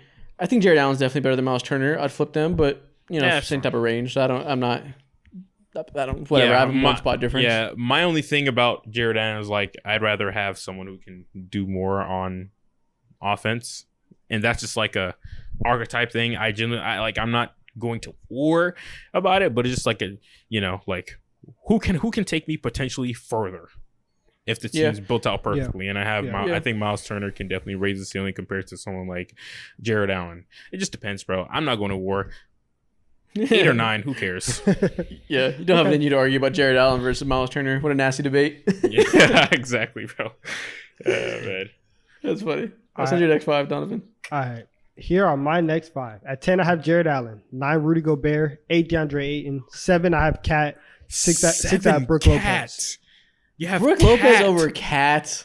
Cat. Okay, now that Yes. is crazy. Yes. Bruh. Now that is crazy. Listen, and I'm gonna be, obviously, you guys know how I feel about Cat. I'm not a fan of his. I'm not a fan of his game, and so this is like very biased. Whatever. When we are in this range, and I said it earlier, we're talking about like, are you gonna do your job? Are you gonna do this? when I look at Cat, I feel kind of the same way that you feel about Sabonis, where it's like, hey, if he's on your team, you're not really gonna do any type of like real winning because he's too good for you to be like complete trash, and he's too good to where like you kind of do have to run the offense through him, but he's also not good at defense. He's like he has all these limitations, so you're gonna hit a wall. I'd rather have Brook Lopez on my team. If I'm winning a game tomorrow, if I need to win a game tomorrow, I'd much rather have Brook Lopez on my team than Cat. Now this is mean recency bias right here. This is true recency bias. How quickly I can't do it. I'm not gonna have Cat. I'm not gonna have Cat. I think if you had Giannis, Drew Holiday, and Chris Middleton next to Cat, you would like him a lot more than you do Brook Lopez. He doesn't have that luxury. So like it's easy to look good next to those guys as a stretch five. It's the perfect role to be in, and I think Cat is just. What do you want from Cat? Like, he's gonna. You can't even say, oh, Cat's gonna go and get you 25 because whenever we get into play-in situations or playoff situations, he's gonna turn the ball over. He's gonna miss a bunch of shots. He's gonna run down the court, try to be Big Purge, just yelling at himself. No, I'm not taking Cat on my team, and I'm giving him. You're lucky I didn't put him outside my top 10. I'm giving him enough respect here, right? I'm giving him enough respect here. I don't want anything to do with Karl-Anthony Towns. If we're talking about winning basketball games, he's not on my team. And I don't want him. Why are you pointing at the screen? Bro, I'm like... Put your fucking hand down. Bro, I don't like... I'm not a fan of his. I'm not a fan of his. Oh, my God. He's about to start convulsing. Nah, bro, it just makes me so mad. It makes me so mad watching people... It makes me so mad watching people, like, either, like, praise Cat or like still expect Cat to be this type of guy. He's not that guy. And I think for Minnesota, I think for Minnesota, legitimately one of the things that they need to do is they need to get over themselves and trade Cat somewhere else. That way they can build this team. They would be better off if they had just Anthony Edwards and Rudy Gobert. They would do that. The only reason why I put Cat above Rudy is simply because the shooting numbers are just undeniable. The splits are crazy. Like he can, you know, get buckets. He's a bucket machine. But he should be like the fourth option on your team. And he should not be he should not be fourth option. This is crazy. He should not be something that you're running offense through. For someone who has so much disdain for Karl-Anthony Towns, you're gonna be so sick when he's traded to the New York Knicks. I promise you. 8 months from now. I promise you right now, because I've had this conversation before with a couple other people, and they've told me like, "Oh yeah, what are you doing if Cat gets traded to the Knicks?" I will put my fandom on pause. I will go root for another team. I'm not rooting for Karl-Anthony Towns on my team. It can't happen. It can't happen. And it would genuinely be, and actually, we'll put that on pause. I don't know. I love the Knicks, but so you'd rather have Kevon Looney on your team than Karl-Anthony Towns right now? 100%. 100%. Contracts included. Would I rather pay Kevon Looney $15 million, or would I rather pay Karl-Anthony Towns $55 million? Oh my goodness. Are we serious? Who's the last person that I have on my list? Give me Christian Wood. Give me Nurkic over Karl-Anthony Towns. I'm not taking. Actually, listen. Woodman's kind of crazy. He's kind of crazy. But whoever else is below, like I didn't put Mason Plumlee on my list, right? Because I was doing the Vic and Chet thing. Give me Mason Plumlee. I don't want Karl-Anthony Towns on my team. He is the last person I want. It's a personal vendetta. This is hilarious. Bro, if we're talking about, I can't do it. I can't do it. His vibes are crazy. It really like, I'm actually irked right now. His vibes are just, no. I think naturally when it comes to Cat, like he's already was happen. Always put as like, at disservice. It can't happen. He has natural flaws that don't allow him to naturally. Because of his flaws, he won't be able to just. You have to put a specific team around him with Cat.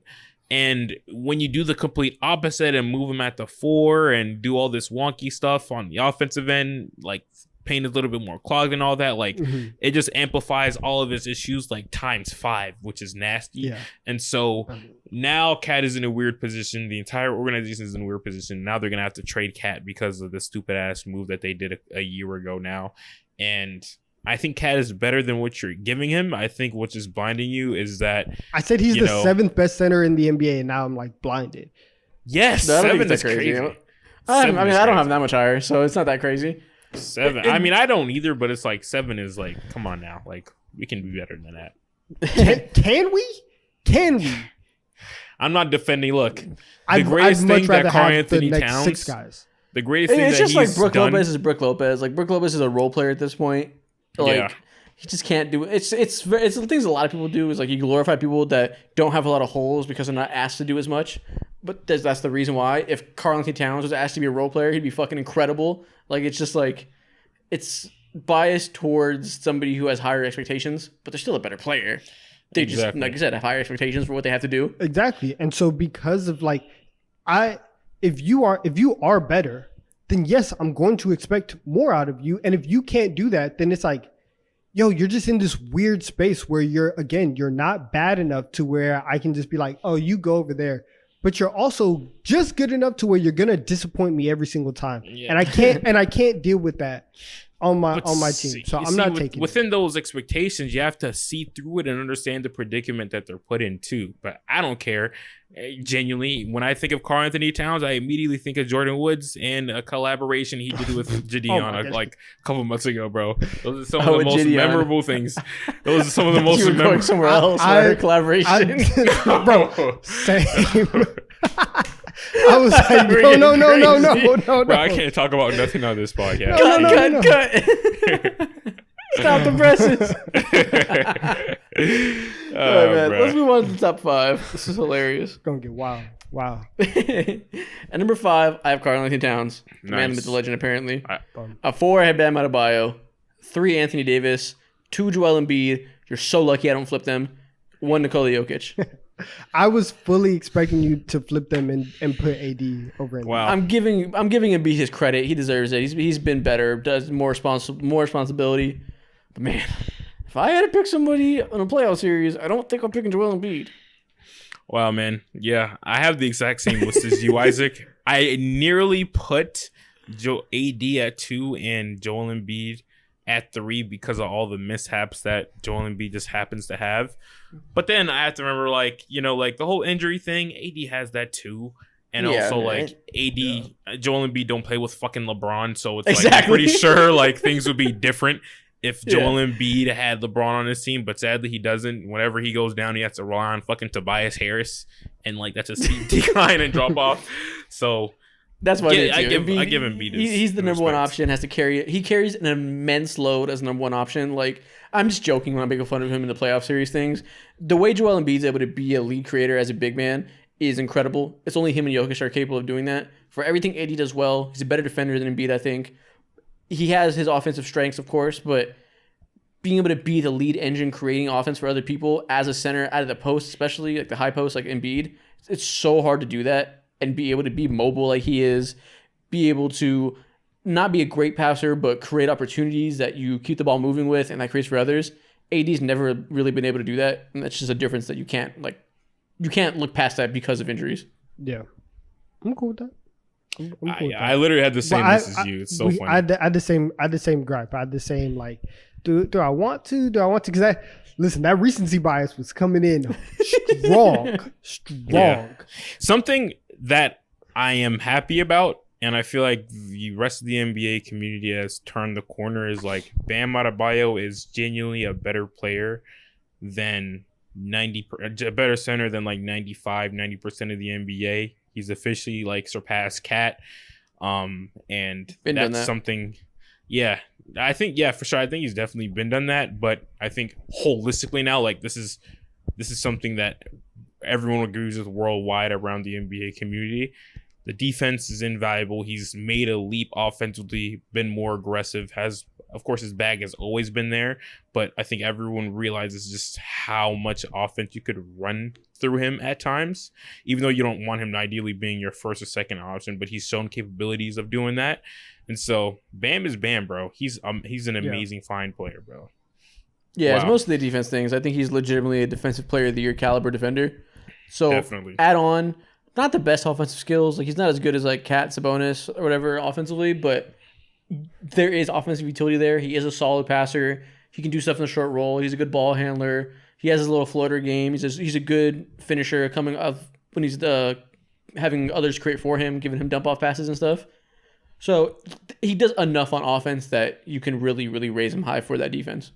Yeah, for sure. I'm so happy for Bam, bro.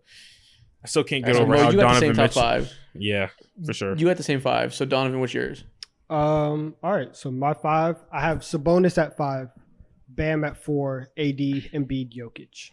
So I'm just, All right. I'm giving Sabonis his credit. Like last year in Sacramento was just crazy, and he's close to a triple double. That team was the 3 seed. Like, if you're gonna do it for 1 year, you gotta give him some type of props now. So I'll put him Yeah. at 5. That's fair. I just think that obviously his defensive limitations are his defensive limitations. I think you'll never win with him, like I said. Mm-hmm. But it's his offensive limitations that really bother me too. He plays such Yeah. a specific style of offense that we saw against the Warriors, which it's hard to hold it too much against him because the Warriors are like a genius defensive team that are as good as any team ever at abusing your weaknesses. And it took 50 points in Game 7 to knock him out when De'Aaron Yeah. Fox broke his finger. So it's like, Yeah, but I just think that the things that the Warriors did to expose Sabonis in terms of sagging off him, negating his passing by not allowing the dribble handoffs to work because they just ignore Sabonis and force him to be a perimeter shooter, I think that's just like easy to do and like every team can do that. I don't think it was like some genius high level thinking that Steve Kerr pulled out that isn't replicable. Like he was the first one to think of it and do it, but I think like every other team can replicate that, and I think that's going to be a Sabonis issue going forward. And I know he was dealing with a hand injury for the second half of the season, so maybe that was what was destroying his shooting touch, and maybe that's what you can point to as the reason why he was just standing there wide open, not shooting. But I kind of tend to believe that's who he is. I think it's a little bit of both. Like, I don't think he's going to be as much of a non-shooter as he was, like moving forward, because the amount of space that he had was just ridiculous, right? It's and disrespectful. like for somebody that has like the offensive talent like he does, for somebody that has the offensive talent like he does and has more of like a green light, like they do that to Draymond, but Draymond obviously doesn't have like the green light like Sabonis to take those jumpers. He's gonna be okay, and if he takes 2 or 3 of those jumpers a night or in a series, it's gonna be much better. I mean, there's a reason he wasn't taking them. He's not fucking good at them. Like I don't want him Yeah. taking them. That's the problem. you still have to. It was so jarring, bro. If nobody is around you, if the closest person to you is 7 feet away, you're gonna have to take an elbow jumper. Like you're just gonna have to do it. And I think that he would have if he could make them. He couldn't make them. I think that the hand injury hurt a little, right? Yeah, I and guess so fair. I'm gonna give him the benefit of the doubt too. But it's just like the rebounding is really nice, the passing is nice, and for a team where it's like, I mean, listen, you're looking at Sacramento, and you say it all the time that you think like you don't want to give De'Aaron Fox. I think Mo and I are higher on De'Aaron Fox than you are, and like, would you take Sabonis or would you take Fox? Oh, Fox easily. Oh, that's actually the complete opposite of what I thought you were about. I had a whole point. I had a whole point set up. Never mind. We're here. No, I just rate Fox a little lower because I think there's a lot of good point guards. Oh my goodness. Yeah. I don't fucking want Sabonis on my team. I'm sorry. Like the Yeah. way you feel about Cat, I feel about Sabonis. Not to that Okay. dramatic extent of like I don't want like Sabonis dead like you hate Cat. Okay, come on now. I'm joking, but like I don't have like a personal vendetta against Sabonis. But like, I don't have any interest in building around him for the resources it would take, for the touches he would demand as the caliber player he is. I just have no interest in building around that type of player. That's fair. And when we do this next season, Sabonis might be number 10. He might have a serious fall. Yeah. But as for this season going into next year, and you look at the Kings and like the offensive structure, and they're keeping everything the same. In the regular season, I think that they're still going to be really good, and I think it's going to be because of Sabonis and how he kind of unlocks that offense. So I'm going to give him the props. Yeah, that's fair. Solid. Yeah, man. I don't. It's marginal, but I Yeah, I respect that. 110% agree with everything you guys said. Next year, I don't imagine a world where the Kings, maybe they do end up being a third or second seed or whatever, but I'm going to see through Sabonis's flaws, and I just don't see a way where I can put him like 6 still. So he's I'm probably he's familiar not with gonna the tricking slide me. game. down. Yeah, She's tricking people. This is just Regular a nod. season merchant. This is just a nod, and I have to respect it. And Sabonis is a genuinely good NBA player, but he just has such glaring flaws that are so important to winning in basketball, to the point to where like we can't win with you, bruh. Your arms too Pace small. merchant. Yeah. Yeah, man.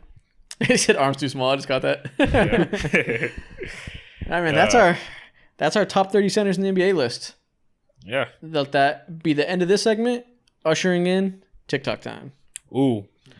Let's go. As always, we're going to start with the draft.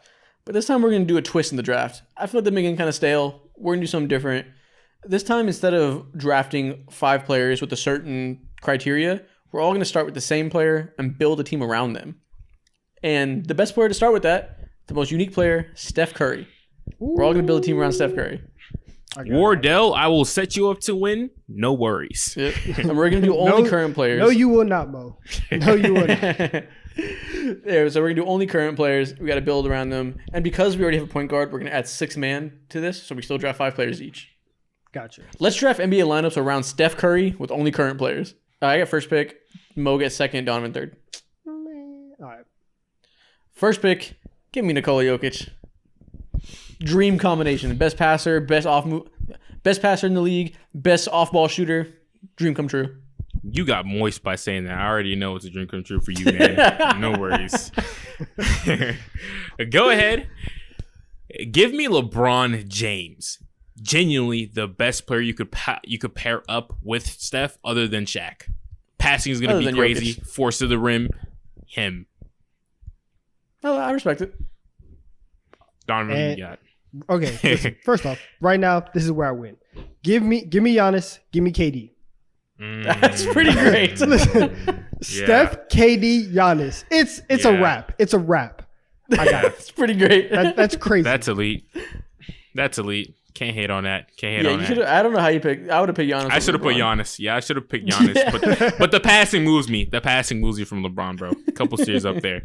I'm mad All right. though because I see where this is playing out and I'm upset already Why are you upset? Okay, so go ahead. because I know the At picks. my at my 4, give me Zion Williamson. Okay. Unique pick. Him and LeBron, not necessarily the greatest fit along Steph, but Steph's gravity makes up for everything imaginable. Okay, I like that. Okay. I'm gonna go with this double pick: Jason Tatum and Kawhi Leonard. Okay. I got 2 big wing defenders to cover my 2 iffy defenders. I'm in there. Okay, nice. Speaking of defense, go ahead and give me Anthony Davis. Ah! Spacing is dookie but hey, No. spacing is dookie, but don't worry about that. It's not a question when you have Steph. All right. Okay. That's cool. That's cool. Damn, I should have picked AD low key. That's what I thought you were gonna go. I thought I forgot about him. I didn't write anything down this time. I was trying to think of like who are the best players in the league, and I was running through it in my head. I was like, okay, Yeah. no Luka, no Dame. All right. Wait. Can I pick my 6 man already or no? You Sure. can if you want. Okay. I have a double pick, so I'll do this. So for my 6 man, give me Dame. And Wait. 6 man has to be an actual 6 man. Come on. Fraud. Okay. Oh, that's what. My bad. I didn't know the rules. Didn't know the rules. Okay. Well, dang. So at my 2, yeah, we do that. At my 2, give me Paul George, Okay. and then Big. at my 5, listen, this guy, they just work together so well. I just have to have him. Give me Draymond Green. I knew you were gonna do that. That's a good I knew pick. I knew it. That's a solid pick. Best player who I was gonna messes pick well him too if with he him, came back so around to me. solid. That's solid. I like that. All right, so for my 2, this is not natural, but the play style is fucking ridiculous. Give me Tyrese Halliburton flying up and down the court and that pace, throwing lobs to Zion, LeBron, AD, spotting out Steph in the corner. Vibes are immaculate. Your team is mad experimental. That's what I'll say. I still don't know if it's great, but it's you Hey. might be listen, you could be cooking But you can Put also this not team win. in 2K. Put this team in 2K, and you'll see what I'm talking about. You'll see My the last vision. pick. I was gonna go Luka Doncic and go just all out talent. Let me pick the perfect player to play next to Jokic. Give me Jaren Jackson Jr. That's good. That's a good pick. Yep. That's a great pick. That's a great pick. And then Wow. sixth man. For sixth man, give me the best scorer that's a bench player in the league. Give me Tyler Hero. Shit. Are you I getting needed cooked? him. Easy pick. I You needed getting him cooked off for the bench, though. sake. I needed him for the sake of spacing, and you stole my pick. Okay. Love it. Give me the actual sixth man of the year, Malcolm Brogdon. Does everything for me. If he makes it to the playoffs. They definitely will, bro. Match us up on 2K and see what happens. Nah, you got him, AD Zion. You got an infirmary team. Take turns getting their chest caved in by Jokic. Injuries off in 2K, and I promise you will be straight. Okay. Where do I want to go with this? Where do I want to go? I kind of want like a tweener. We'll roll here. We'll roll here. With my sixth man, give me Josh Hart. It's a good pick. I respect that. Yeah. So that's ass. It's not a good What? pick. That's ass. That's so Why? bad. You could have picked Why? Emmanuel quickly. What the hell's wrong with you? You're a Knicks fan. I was thinking. What's wrong Listen, with Josh Hart? I was thinking quickly, but Hart has more versatility. I like Hart. It's not ass. It's not terrible. It's ass pick, bro. I wouldn't have done that. I would have picked Bobby Portis. All right, so I got Steph Curry, Jason Tatum, Kawhi Leonard, Jaren Jackson, Nikola Jokic. Tall line. Oh my goodness. After Steph, everybody just wow. Lockdown. You have Luka, you said? Damn. No, I didn't pick Luka. Oh, you didn't pick Luka. Okay, I Curry, picked Jaren Tatum. instead. Oh, okay. Who's gonna? Okay, damn. Yeah, your team is fucking nasty, bro. Jokic, along with all them big ass people. Fuck, man. Yeah, Yeah. we're done. We're done, Donovan. We are Don't done say for sure. we. Don't say we. You. I'm not You're- with you. You're team bottom is tier good. right with me. You're My bottom team is tier good. too. I My refuse to team be is alone. good. I refuse. Say your team. Say your team, and then I'll say my all team, right. and then you can Our see team- how much better my team is. Okay. Okay. Okay. So of course, Steph Curry, whatever, cool. Got Halliburton, LeBron, Zion, AD, and for my sixth man, I got Brogdon. Halliburton was a weird pick. Halliburton's not a weird pick at all. You see the fit. Yeah, we all see the fit. It's not supernatural. I But- don't see the fit at all. He's a big point guard. Pass Why would first, you want likes to another play point guard? fast. You're LeBron and Curry. He's another point guard who has dumbass range. Bro. And What do Brog- you mean? Okay, I guess. All right, so you're over there, right? Why not So- pick? Why not pick Luka over Halliburton? Exactly. Critical Moving on. thinking. Moving on. He can't even explain it. Anyways, so my team, I have Steph Curry, Paul George, Kevin Durant, Giannis, Draymond, and Josh Hart coming off the bench. It's a pretty good team. I can't rock with Josh Hart. and You get your Draymond, chest bro. caved in by Luka Doncic. I mean, by Yeah. Nikola Jokic, but it's a good team. Yeah, exactly, bro. Giannis is right there. Yeah, I'm just going to have to worry about Jaren Jackson giving him a mouthful. Whoa. Yo. Next TikTok. Yeah. I meant to say Yeah. a handful. I meant to handful. No. I meant to handful. No, you you knew didn't. what you were No, you doing. didn't. All right, next thing we're going to do. So Next thing we're crazy. going to do. We're not going to do the tier list. We're going to do a tier list a little bit later. But Shaking it I up. want to mix it up. Mix up the order. Next thing we're going to do is we're going to rate some NBA mascots. This will be fun. Ooh. Let's go. Let's go. Mo, I think Let's you got go, some let's go, mascots to let's show go. if you're hosting this one. Yep. Hit us with that hook and we can laugh at these motherfuckers. Okay, cool. Let's rate these NBA mascots. Okay. All right. So first up, we got the Denver Nuggets mascot over here. I don't even know what the dude's called. I think his name is Rocky. I think it Is that is. a cat? I think it is Rocky. Listen, I want to take off points because it's a nugget and we just put this cat out here. But he's in this hot suit a mile above sea level. He for sure cannot breathe at any time during the game. I'm giving him a 10 out of 10.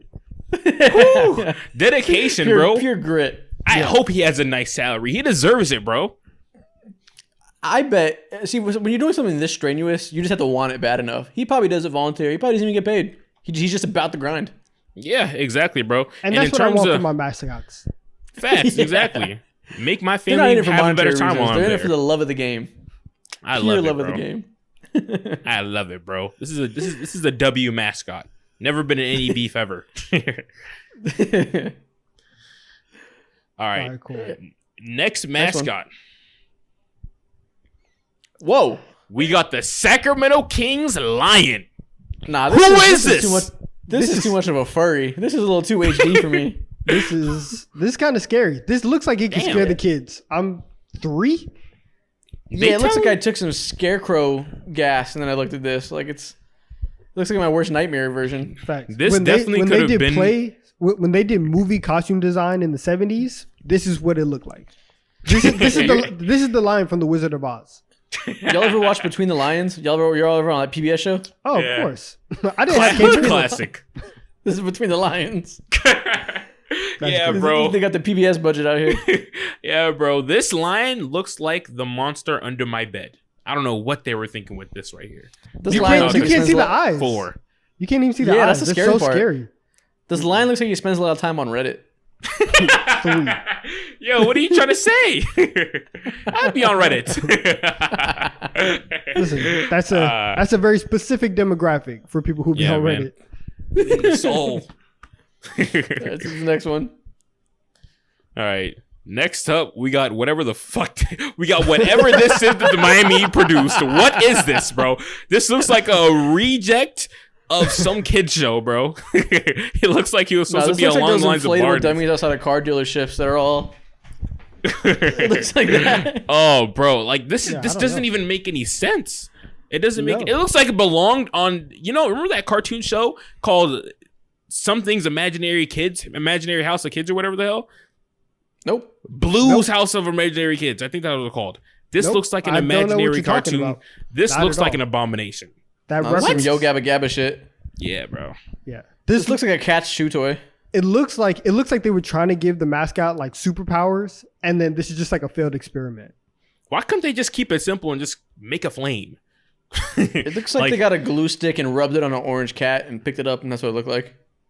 Yeah, bro. Like there you go. Oh, Nikhil went ahead Foster's and Home pulled for it Imaginary up. Friends, that's what Foster's you meant? Home for Imaginary- Yes, exactly. I couldn't think of the name for some reason, bro. But it looks like one of them. Oh Yeah, no, listen, blues. I 100% knew what Mo was talking about. I was just going along that I didn't know. He was just describing it so poorly. Yeah, You know what this looks like? This looks like it would be a cleaning product that cleans your dishes really well.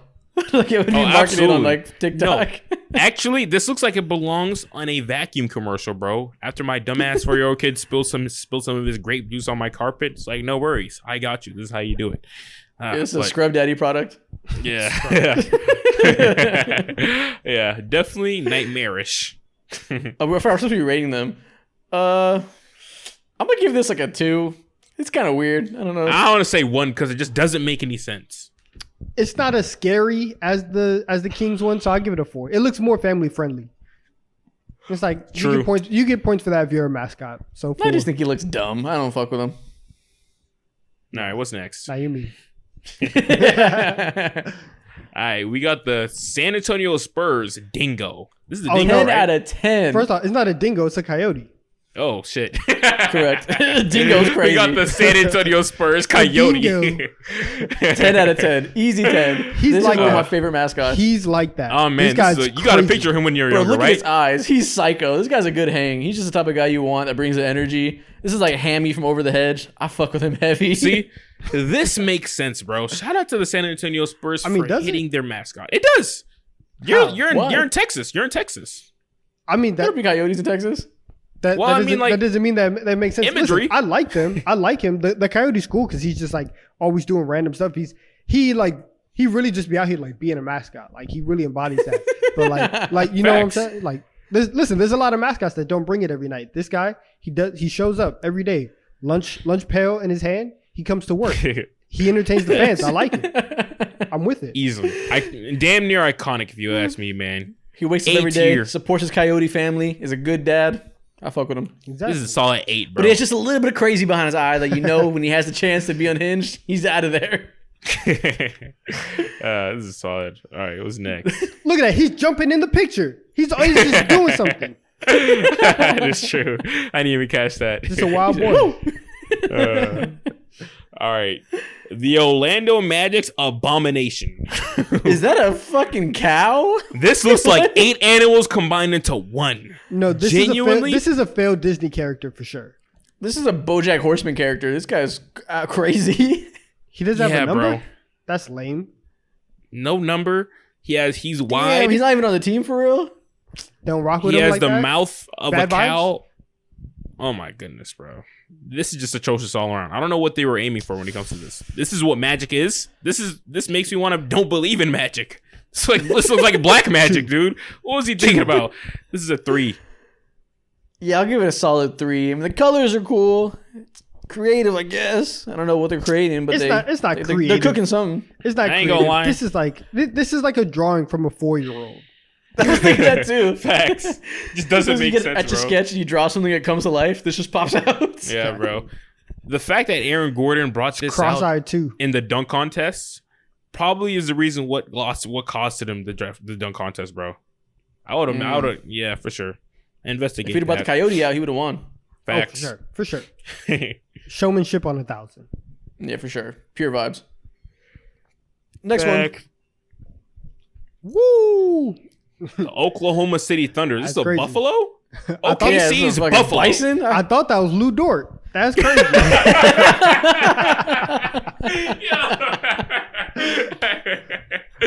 Damn. No, this is crazy.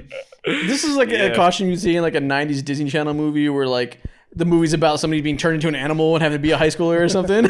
This is crazy looking. Yeah, because the face really does look kind of realistic. A little bit. I don't. I have that Will no Smith words. Remember that Will Smith movie on Netflix about like the ogres were like amongst people and it was like an allegory for race? Oh yeah, Oh, shit. that movie Right. was trash. Trash. But This is a listen, character from Bright. that's the movie. That was so bad. That was so bad. That check had to be crazy though. Shout out Will Smith. Oh my goodness. I'll give this a cool 7. This is a solid mascot.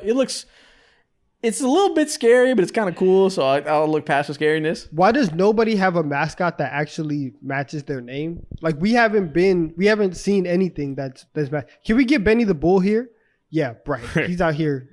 I don't even want to talk about this movie. That was a waste of 2 hours. I'll never get back. I'm That's dead. hilarious. Yeah, no. I have to imagine no kid has ever willingly wanted to take a picture with this mascot in particularly, bro. Nightmare. This is like a 6. Counterpoint, I like it, but it does look kind of stinky. I'll say that. He's sweating his balls off in that, bro. Oh, Are yeah. you kidding me? Kind of sticky? Might have to drop it to a 6, not gonna lie. That is a musty mascot. Yeah. Musty as hell. Next That's one. good. Ooh. Anything associated with the Clippers? 0, 1. I don't know what this is. It's a whack mascot. What is this? It's a condor. A condor. This is disgusting, bro. No, this is a Looney It Tune. That face is too HD. It's too cartoony. It just looks like it's a wannabe Looney Tune character. I feel I'm not like fucking with it. I've So seen this lame. animal in a cereal box before, or on a cereal box before. Toucan Sam. Yeah, two Cam Sam wannabe, bro. Fraud. I wish that the Clippers would do something that would make me look at them and be like, oh, they're not lame. But then they roll this guy out every single night to entertain the fans. It's like, guys, you're doing it to yourself. This is the character you see in TV shows when they have like fake cartoons that the kids are watching that are like rip-offs of Looney Tunes or Disney. That's what this looks like. Yeah, bro. This is a parody of an existing character. Yeah, bro. Bootleg And- mascot is wild. That's Yeah. crazy. They got their So mascot from the bad. flea market. Yeah, from the flea market. Yeah, bro. Oh, hold Who on, is that? hold on. Whoa. Who is that? This changes things. I did not know he was dripped out like Did that. he take a trip crazy. to I Atlanta didn't or know that what? either. What? He took a trip to Atlanta. Hold on. No, he's painting the town red. This is crazy. This might have to be a kinda- 9. He went from like a 4 to a 10. Dripped out? Cuban link? Listen, oh my my goodness. bad. I was not familiar with his game. I hadn't seen your movies. I didn't know this was you. My bad. My bad, fam. My bad, fam. You got it. You Yeah, got it. 10. You Yeah, got it. this picture's a 10, bro. I see how I you respect move. the like Clippers shit. more now. Yeah. Yeah, bro. He looked All like right, a real next. person in that one with the change of the sunglasses. He looked like an Incredibly actual lame. human. No, that's Yeah. Chet Holmgren right there. Yeah, so good. Yeah, shout out Next to one. Chet. Is that it? Next up. Ah! Oh my god. Now, this is nightmarish, genuinely. New Orleans, Bro. what were you thinking? Oh my. I'm scared. This is a Misadventures of Flapjack character. This is horrifying. Oh, yo. I don't I like just this. have like the inner urge to punch it in the face. I don't like this. I'm This, not a fan. the only I just reason feel why like I this should harm is, it. What does that The say? only- I heart King. the only reason why this is a mascot is Smoothie because it's because of Like Mardi the- Gras, King bro. Center? Nah. This is a Mardi Gras tradition. This is why this is their mascot. It's Bro, ridiculous. fuck Mardi Gras. This is a Hills Have Eyes tradition. This thing is I terrifying. swear to God, I seen this dude on Annabelle. He's one of them. He's one of them mystical, evil ass dolls that are in scary movies. Seen him before. No, I don't rock with this. I have to get I serious think- on this one. I don't rock with this. This is voodoo. I think we have to this intervene. that magic. It's that I think magic. I think we have to take action. I think we have to kill this baby. Oh, Yo, you're thinking, "Ooh, killing is crazy." We could have just gone for a lawsuit, but okay. No, this is a zero. I don't fuck with this at all. Yeah, I this like is that. easily a zero. This does nothing. How do I you? know. Does No, it I bring mean it does. excitement to It the does game? something. It makes me upset. it makes me upset. Honestly, bro, it makes me not want to ever go to the Smoothie King arena. To be real with you, you just made my day worse by showing me this. Yeah, exactly, bro. I'm finna leave. The episode's over. Sorry, guys. Yeah. I have a baby to beat up. Next one. Is that it? Next up, is that The it? last one. Oh, that's Nice. We Well, ran through those are 'em. some mascots. it. Thank goodness, because if there were more mascots like that, I couldn't do it. I couldn't do another one. You're about to get Donovan Nightmares. You Yeah. can't handle it. I Oh. have to sleep with the That light shit on was today. hilarious. That's great. All right, next thing we're going to do, we're going to go back to some basketball talk. This time, we're going to do something we've been doing. We're going position by position, talking about the best players in franchise histories. Today, we're going to talk about shooting guards. Okay. So this will be fun. Bucket getters. So I'm going to name some teams, and we got to say who's the best shooting guard in their history. So, who is the best shooting guard in this NBA team's history? I said that weird. Who is the best shooting guard in this NBA team's history? The Golden State Warriors.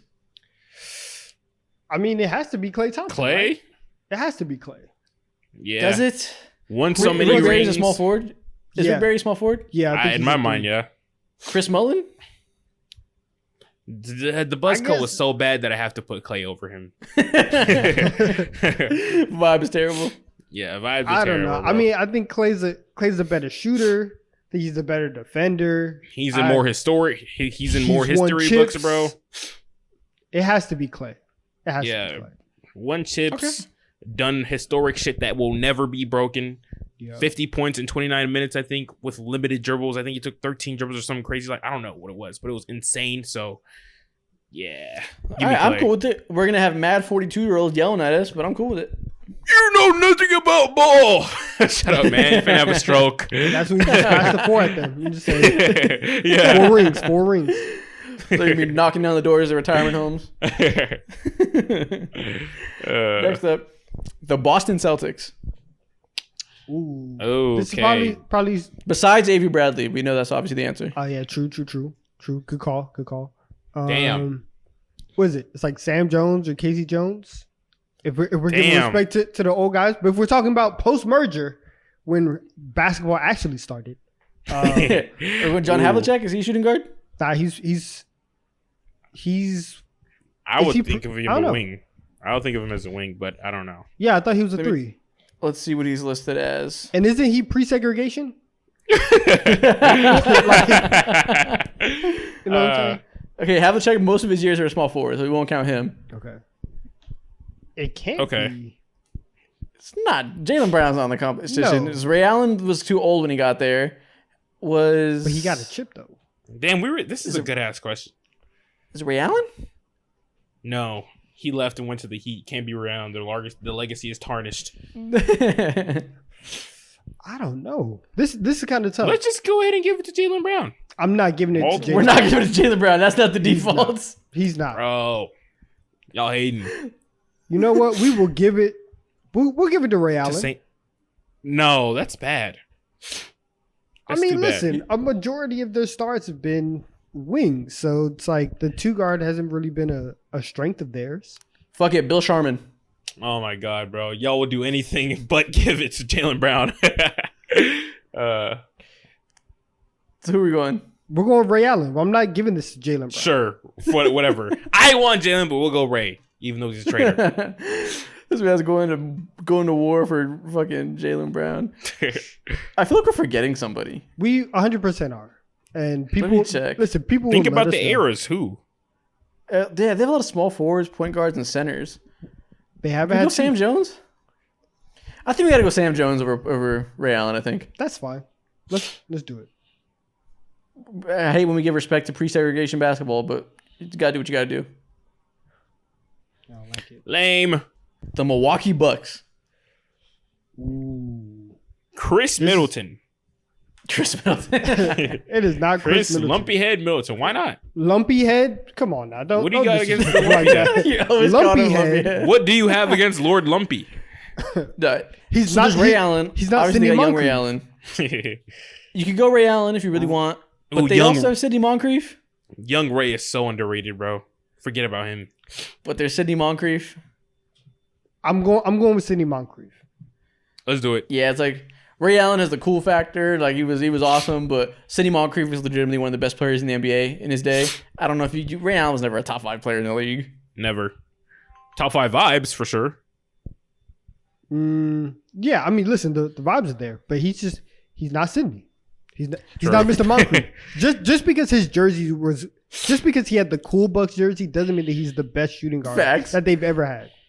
Just because he had True. some cool movies doesn't mean he was better than Sidney Moncrief. Movie, not movie. True. He could Singular. not act. He could not act. Chris Middleton is still the greatest to me. The Clippers. We do Is not it care. Paul George. We do not care. Uh, Y'all can have this one. I'm sitting this one out. I'm not discussing. Paul I'm not George. discussing Clipper history. I'm not doing that. God, it's so bleak, bro. I'm not doing that. So are we skipping the Clippers just because of the Clippers? Yep. Lou Will. All right, next team. All right. The Oklahoma City Thunder. Okay, are we counting Thunder and Sonic history? Yes. Okay, cool. Either way, it's probably still like. Wait, is Shea a point guard or a shooting guard? Depends on Are who we you picking talk him over to. James Harden? In terms of his Thunder career, for sure. James Harden was never an All-Star with the Thunder. Yeah, exactly. Here's SGA what I'll is a say. better Thunder player, for sure. Here's what I'll say. Shea is a point guard or a shooting guard, depending on what agenda we are trying to push. Facts. If we want him to be better than Trae Young, he's a point guard. For Yeah. this video, he's a shooting guard. So we're taking Shea. Let's go already. There you go. Yeah. There might be a Supersonics player I'm not thinking of him back in the day. Maybe it's like what's his name? Is it Dale Let Ellis? the old Maybe heads it's be him. mad. Let the old heads be mad. More Old engaging. heads, please tell us what we're missing. Is it Dale Ellis? Is that his name? Maybe. Del Ellis? I thought it was Del Demps or something. Who? I would have. No. Yeah, maybe you want to go Dale Ellis. He was a great shooter, but I don't I'm know. not going Shea, there. it might be Shea already. It's Shea. I don't know who was out there playing in the 90s. They don't have drip like Shea, so they're not getting the nod. Was he ever on League Fits like Shea? No. No. We got to start having a tally for the amount of league fits drops that Mo has every episode. Listen, we are a very pro League Fits pod. Facts. We love League Fits here. All right, man. That's the end of that TikTok. Next thing we're going to do a classic, a tier list, like always. And this time we're going to do a tier list of NBA teams that lost in the finals. Ooh. This is gonna be a Loser. good one. Loser alert. Yeah, the best losing teams. Let's put these NBA Finals losers into a tier list. First off, the 2016 Warriors. Gotta be S tier losers. Oh, yeah. Listen, for two reasons though. One, they are actually a great team, 73-9. Two, they lost in the most embarrassing fashion of all time. You blow a 3-1 lead, lose a game 7 on your home floor. Steph gets dotted up by Kyrie on the wing. S tier all around. That was a monumental losing effort. You lost Facts. because your cornerstone player is a serial dick puncher and couldn't help himself. Crazy. Also, Facts, yeah. don't forget, Harrison Barnes was out there hitting the side of the backboard over and over and over again. Nobody showed up. Yeah. And that's when the term the Curry stopper, Matthew Dellavedova, really went ahead and started going crazy. Yep. Matthew Dellavedova was putting himself in a cardiac arrest just to try to hold Steph Curry to 25. Yeah. Next one. The 2012 Thunder. 2012 Thunder. You got to give him an A B? just because of. No, I'll say A. You had 3 MVPs on the team. Yeah, I mean, that's That is being true, generous, but they though. weren't like real MVP. Okay, I mean, guess, Harden I guess, wasn't I at guess. that level. Yeah, Harden wasn't there yet. I guess. They were young too. Like, and Russ wasn't MVP level yet. Only one that you could say that was KD, but even he was young. They did Yeah, lose 4 exactly. straight too. They won game 1 and they got. Okay, yeah. I'll go B. This Yeah, must- B- this has to B be at best. I damn near want to say C, but Yeah, I'd say C Maybe. before I say A. Honestly, yeah, Oh, let's say nah, C. nah, Let's nah. say C. Let's say C. No. Y'all hating. One I game is okay, solid. I'll live with B. I'll live with B. All right, whatever. B it is. The 2022 Celtics. Is this A or B? I don't know. I mean, this was an all-time great defense, like legitimately. They just didn't have the offensive creation to keep up with the Warriors. And that's And that a Warriors team huge wasn't hole, even, like- bro. It wasn't The even Warriors great. team- They Yeah, the weren't Warriors even team wasn't no like a top-tier championship team either. So like, I'm It saying can't be C. A. I'm saying C. It has to be B. I think B is solid. You have to give them respect for how far they came and just how historic their defense No, was. I don't. We're ranking finals losers. Everybody got to this point. They're not special. well, they, They can go were C. special can go for C. what they did. C? Yeah, they can go C. What did they do? They did Oh the same my things God, every other Oh, team on C? the list. C? We're going C? Okay, cool. Yeah, C's Cool, fine. cool, All right, whatever. The 96 Supersonics. Ooh. Listen, you kind of have to put them in B. They were just facing 72-10, but they were amazing in the regular season because they won like 69 games, I think, or 60 something. It was like I was gonna say 67. they can't be A. That's what I Gary said. Payne was Prime giving them Payne, boys that's- fit, man. That's what I said. A. Gary Payne was giving MJ fucking fits, bro. If it Yeah, wasn't like for it was prime injuries, Peyton. Kemp was still Kemp. I think that's a solid A. if it wasn't for injuries, bro, like we might be having entirely different discussions about the Supersonics team and Gary Payne. So I think it's A is warranted. And different discussions about those Bulls. Yeah, A is warranted. But okay. The 2007 Cavs. F tier. That team was That team was trash. they're This not is just good. LeBron. This is just Thank LeBron. And was Carlos Boozer on this team or no? No. It was No. it was Drew Gooden. It's like Larry Hughes, Big Z, Barry No, Sharp. bro. This is gross. No, this team was terrible. Maybe maybe we go D. Actually, no, I don't even know. Like, this No. team sucks. Okay, No. rank this LeBron No. against every other team. That's how about that? That's a good. Yeah, that's because a good they scale. they have an amazing version of LeBron, so maybe that gives them D at least. No. They are getting swept in every finals that you put them. They are not a good finals team. Fair enough. Okay, yeah, D's they can be fair. F. D. They can be F. They suck. All right, next up. What do I have next? The 2017 Cavs. 2017 Cavs. Oh also, man, they kind also of. A tier. Yep, A tier. This is one of the better teams of the modern era to not win a championship.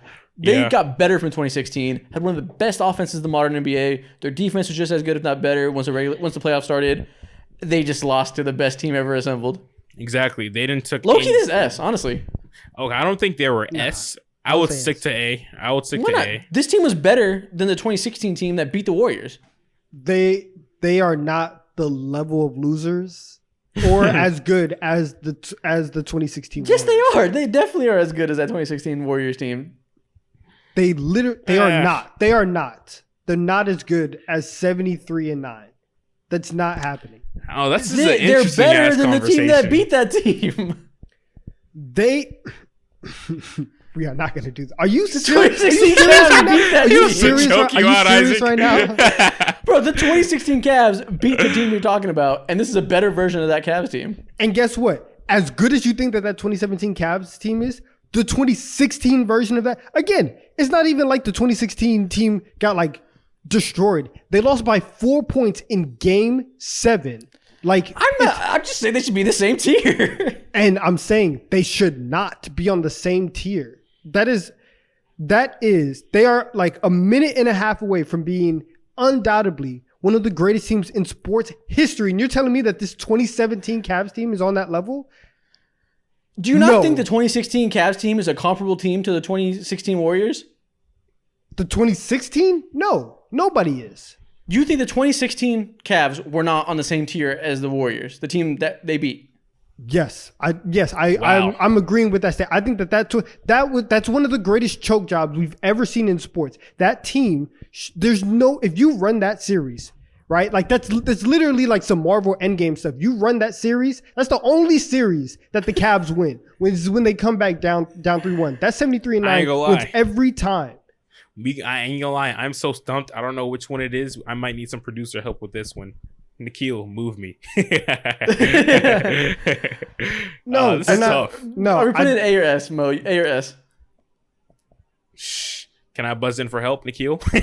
No, big one. You're the tiebreaker. A or S? All right, shit. To be honest with you, bro, I kind of want to put them at A because they were just the 2016 our Warriors were unfuckwittable. So are we gonna By have no logic- team besides the Warriors in S tier? yes, 73 that's and how 9. it goes. Yeah. Okay, well, I mean, if we do a tier list of winners and we say that the 96 Bulls are the best team, we're not going to leave the Lakers out because they're not better than the Bulls. Like, they're still S tier. They can be top of the tier. You know what I mean? They're too good for A tier. No, they're just Ah, man. All right, whatever. they're just That This team is is crazy. smoking the Sonics. 2017 Cavs smoke the Sonics. okay. Well, then the Sonics can be at the bottom of the tier and the Cavs can be at the top. let's go with that. Oh my god, bro. Whatever. This is so tough. This is a good ass Semantics. argument. I love this shit.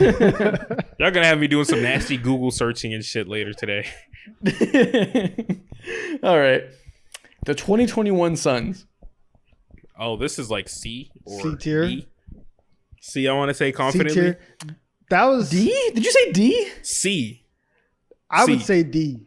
Bro, this is a good ass team. I mean, that felt like a Mickey Mouse run, if anything, Mickey Mouse Why? one is so disrespectful. Why? because the They're Clippers. a good ass team. The Clippers had absolutely nobody in the conference finals. I forget who they played in the semis, but I'm not with It's it. not their fault. They have to play who's in front of them. I'm not moved.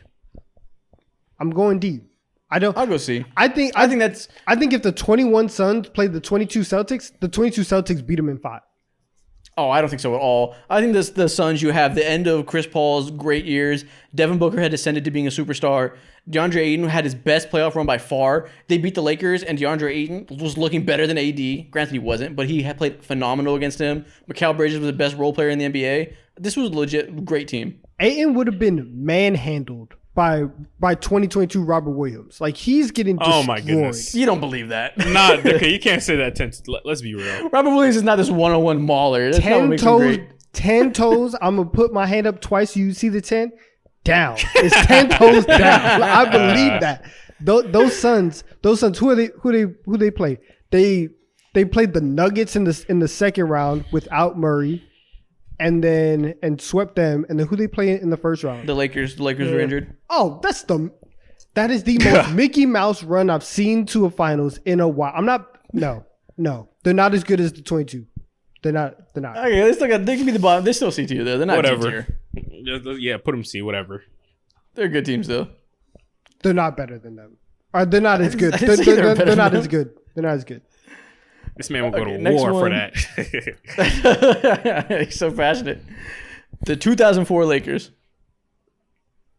This is A or B? Which one we want to do? I feel like it's Shaq. odd It's Shaq team. and Kobe. It's Shaq Yeah. and Kobe. So you got to Yeah. put A.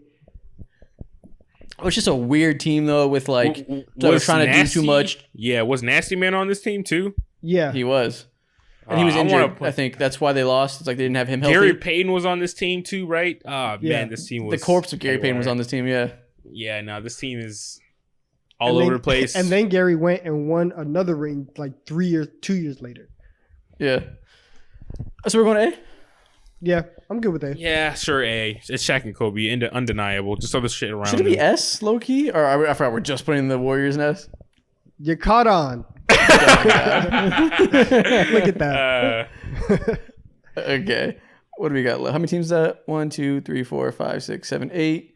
I got 2 left. Which ones? I'm going out of order, so I'm lost. Oh, okay. The 2001 76ers. 2000. I'll give him D. Actually, I no. almost You gotta wanna put him give him C. F. You gotta give him F tier. What? F. They're just as bad, if not worse, than the 07 Cavs because No, those second Cavs are horrible. Damn. At least he had Mutombo. Eric Snow moves you. It's so nasty. serious? Okay. Okay. What? Eric Snow. All right. I'm done with this. What? Good call. You're Okay. right. Let's put him F. Fine. Okay. That Here we could be go. F tier. No. The comments are gonna hate The you. It's gonna be defense so did funny. move me No. for a second, but when you call us out like that, I had to Eric backtrack. Snow. Yeah, it's so funny because people are gonna hate that because like, oh, they had Prime Iverson. He made the finals run. They took a game off the Lakers. It doesn't matter. They were never gonna win. They can play 100 games. They might win 5. Hilarious. I gotta look up that roster. I gotta look at that roster. I think it's Eric pitiful. Snow is hilarious, bro. He said Eric Snow moves you. Yeah, nah, bro. I can't Oh be my be goodness. behind those claims. Where's this roster off, Donovan? Oh my goodness. You got Rajah Bell, Rodney Buford, Speedy Claxton, Matt Geiger, Tyrone Hill, Allen Iverson, Jermaine Jones, George Lynch, Todd McCullough, Aaron McKee. Can we scroll down a little bit so I can see the rest of the list? How do you say his name? Rashawn McLeod. Oh, these are Who the fuck is that? Dikembe Mutombo, Kevin Ollie, who we only know because he's a coach, Pepe Sanchez. Pepe Sanchez. Pepe. Shout Come to my on boy now. Pepe, man. Yeah. Sanchez. And Eric Snow. No, this team is trash. Put them in F. They suck. Pepe Sanchez. Yo. Pepe Sanchez. What a name.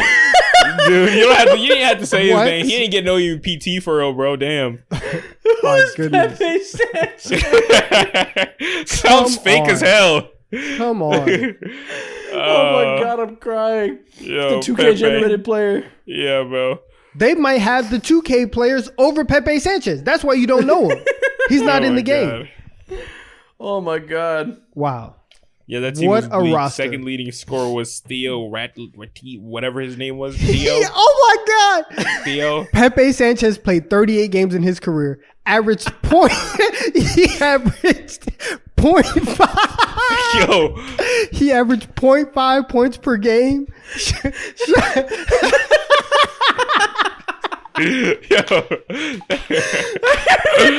Yo. 0.5 points per game. Shot 27% from the You're field. foul. You didn't even have to mention his name. You're foul. Oh god. My You're face hurts. foul, yo. 0.6 You're rebounds. foul. And the best thing he did was pass the ball at 1.3 assists a game. Hey, he made 100% of his free throws. Oh No, my bro. goodness. You He foul. scored. Time out. If he's at 0.5 points, he's at 76 points for his entire career. Damian Lillard gets that in a game. In a game where he gets in a career. Yeah, bro. You Oh foul. my god. Pepe Sanchez. Wow. That man is 2 games of prime Joel Embiid. Wow. Y'all foul, man. He was making minimum wage. Dude, I looked up his name on Basketball Time out. Reference and it didn't even show up. What the hell? Can I please see his can I see his per 36 numbers? What is wrong? Scroll Yo. down. if Per 36, scroll down. if we treated Pepe Sanchez like a full-time professional basketball player and said, "Listen, you're starting tonight, Pepe. What are you getting? Can you scroll down a little bit more?" in that year, Phillies right there. He would have scored 4.8 points per game in 2001. He's Damn. awful. This is so 9.8 bad. assists, 3.6 rebounds. This is terrible. He even had 5 personal fouls and 4.8 points. Yo, What but NBA why player is to his listen assist is at this today? 9.8? Why is he Damn. averaging 10 assists a game? Is that like Kelly and Hayes or what? Damn. Who the hell is this? So listen, if you give Pepe Sanchez 36 minutes a game, he's Compazzo. Yo. Oh my Oh god. my god. Oh my god, yo. Pepe Sanchez. Wow. Pepe Sanchez. Oh my People are gonna God, look bro. back in like 20 years and look at NBA rosters today and be like, "Who is the Thanasis Antetokounmpo? Yeah. Oh my God. He has a brother named Kostas. Who is this guy?" And then Oh, the last wow. one's name is just Alex. Like, Oh, foul. Oh my god. Wow. Bro, Wow. no player is gonna want to show up on our podcast because of this segment, bro. Hey man, if we gotta lose the respect of Pepe Sanchez, he's never gonna talk to us. I'll fucking take that. I will live. I will live. Oh my god, Nah, that's fucking nah. hilarious. Nah, I can't. They have to be F tier. They have to be F tier. Well, I forgot this is a TikTok segment, dude. Or Dude, it doesn't even matter. This is so funny. Yeah. Pepe Sanchez. Hey, let's move on to the next thing. S tier Next thing name. we're gonna do, I have some NBA face mashes to show you guys. Oh, I cannot wait for this. And you guys have to guess the players that we're looking at. I cannot wait for this. So, let me say this hook. I don't even know how to say it. Guess which two NBA players' faces are mashed together. I don't even say this. Which two NBA faces are mashed together? Which two NBA players are these put together? Here's number one. Okay, I have not gotten it yet.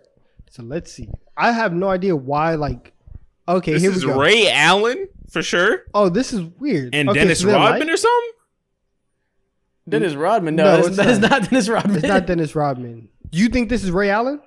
This is Ray Allen for sure. The Baldy is telling me everything I need to know. Plus the All right, Miami you're right. jersey. You're right. The You're Baldy right. and the goatee telling me everything I need to know. You're right.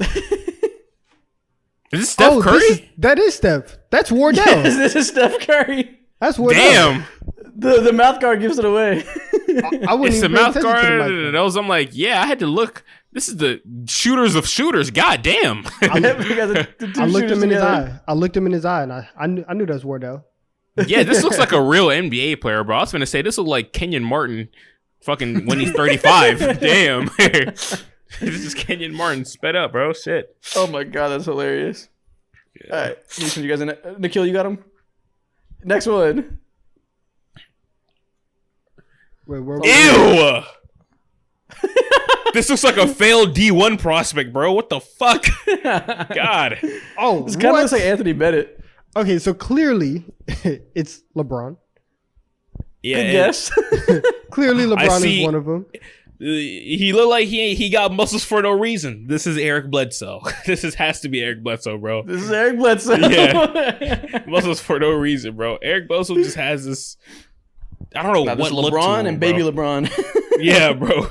This is double LeBron. Yeah, Eric For Bledsoe. no reason. He's baby LeBron for no reason. He just looks I like know, a deer never staring deserved into it. some headlights, bro. Yeah. All right, next one. Oh, this player just Okay. stupid. Okay, Who is I this? see this. Okay, so we're mixing the short kings together. This is Allen Iverson and Isaiah Thomas. Yep. Isaiah Thomas. Yep. Yep. Where? This one looks hilarious.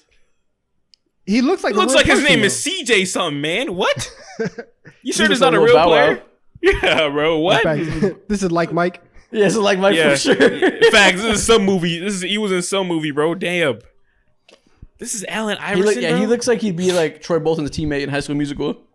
Facts. Exactly. It looks like he was giving buckets too. AI and IT is a good mix. He looks like the player in a basketball movie that like talks back to the coach and gets kicked off the team. Like the Mexican guy from Coach Carter. Yo, I'm dead. I was just about to say that. Yeah. That's hilarious. All right, next one. Yo. Ooh. Ew. This don't even This look is- good. This is Iman Lillard. Gross, bro. This is Iman Time out. Lillard. We need to put like the TikTok like inverted filter on it, and then he might look like a real person. Can we flip the image? Because his face is slanted this way. It looks This it is looks so weird. gross. It looks weird. But yeah, this is Amon Shumpert and Damian Lillard. The Yep. box cut with Damian Lillard's head is so nasty. Bro, why they gave him two different upper lips? Like why is This is he, lazy why is he Photoshop. crusty on one side and then he just like got the Vaseline on the other?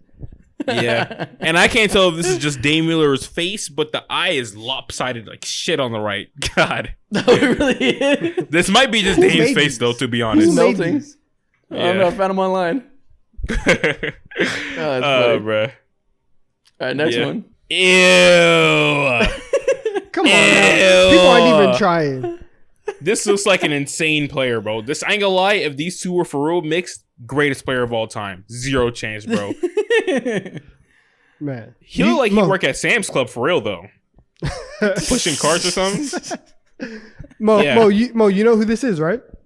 Yeah, this is KD and Russ. There you go. Easy. We got it. KD and Russ Easy for win. sure. This is a real person. one's a Though, I gimme. swear. I swear this is a real person. Come on, I need something tough. All right, next one. Oh, I know. Oh, this is just another version of Donovan. This is just another version of Donovan. God. Oh, Okay. Wow. yeah. Stop this. Stop this Cut off the madness. beard, Donovan, and just stick to the goatee. Stop Swear to this God, madness. this you. Oh man, this is lemon pepper Will and who else? You tell me. I have no idea. It kind of If looks you don't like know, then I'm just saying you. no. It Lou, can't. Will, Donovan? and who else? Yeah. Is it Rondo? No. Who can this be? I see Lou Will clear as day, but the eyes and the fat ass nose is throwing me off. I have no idea who I'm this not is. sure. I'm not I sure. am stumped. Listen, Give me a I got what I asked for, and now I can't handle it. Keep thinking on it. Because I forgot and I'm looking it up right now. I'm dead. Yeah, like I see that it's clear as day facial structure of Lou Williams, but aside from that, I don't know Oh, I who remember this now. is interiorly. His You guys give up? His forehead looks a little different. I give up. Yeah, I give This up. is Lou Williams and Eric Gordon. Ah, I was on the. Okay. I was about to say this looks like some fat light skinned dude. Damn. I never would have got this one right. Yeah. I would have never. I was gonna say Ray McCollum, bro, from Sacramento Kings a couple years, a long ass time ago. So Deep random. cut. Yeah, deep. All right, next one. Ew. Guys, This is people aren't a even crime. trying on these. This is terrible. This is a crime. This is terrible. No, this is a horrors beyond your comprehension. Yeah, this is a nightmare. crime, yo. You know what this looks like? No, genuinely, we've said this a couple times, but this is the perfect description of Pinky from Pinky and the Brain. Perfect. Head looks so slappable. It looks like a perfect light bulb, dude. No, this is a failed experiment for sure. Well, listen. The entire internet knows that that's Richard Jefferson's forehead. So it's And, Richard Jefferson, and then you got to go with Channing Frye on the Yeah. bottom. Channing Frye has always had a little bit of a long neck, for sure. Nice teeth, too. This is Channing Frye, for sure. This is Channing Frye and Richard Jefferson, correct. Yeah. All right, one more. Next one. Nah, Who is this? This is wild Ah. too. This is wild too. Why are Jeremy Lin's eyes like this, man? Why are we? He looks like he's this to high him? as shit. That's what he looks like, bro. But his like actual eyes aren't red. It's just the stuff around his eyes. His eyes are deep, too, bro. He just has a big and small, like his face is big and small at the same time. It's just disastrous. Big and small at the Yeah, same it's time. is disastrous. This is Yuta Watanabe and Jeremy Lin, right? No, it's not Yuta Watanabe. Oh shit! Mo, listen, I'm gonna say this right now before your next guess. Just don't Okay. don't just name Okay, I Asian got you. people. Don't even say I got it. I Don't got just it. I Name got Asian it. people. Okay, Jeremy Lin and who?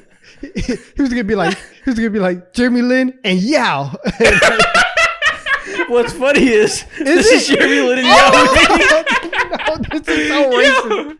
This is so racist. This is crazy. Jeremy Lin and Yao.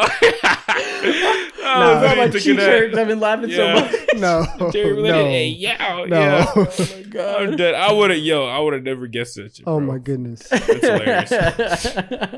That is It hilarious. was Nah. exactly what you thought it was. I was trying to be an ally. Oh my Yeah. gosh. I'm dead. Shout out to Oh my Jeremy, god, that's bro. funny. All right, next thing we got. We're gonna guess the NBA player based on their all-time teammates. Ooh, yes, sir. Who? Wow. You got these for us, Mo? Yeah, I got these 4. So this is a TikTok that we ran a couple cheeks months hurt. ago, and we're gonna. You gotta describe what type of cheeks hurt, man. But anyways, we're gonna go ahead and run this TikTok back based off of. I'm trying to send the names through so it's easier for you guys to see, but this shit is not cooperating. But whatever, I'm just gonna repeat the names if you guys need help. Okay. All right. Guess the NBA player based off of their all-time teammates. Okay, All right. let's go. So at the point guard, you got Drew Holiday. At the 2, Joe Johnson. 3, Paul George. 4, Giannis. 5, Cat. Cat, got- Paul George, Giannis. Yep. Is this Joe Jeff Johnson. Teague? Damn. You a Jeff Teague fan, huh? He's been Hey, watching the I've been watching podcast. podcasts. He's I've been watching the Yeah. clips podcast. often. Jeff Teague, come join a Deep 3. Let's go. Let's have you on this podcast. We are fans over here. All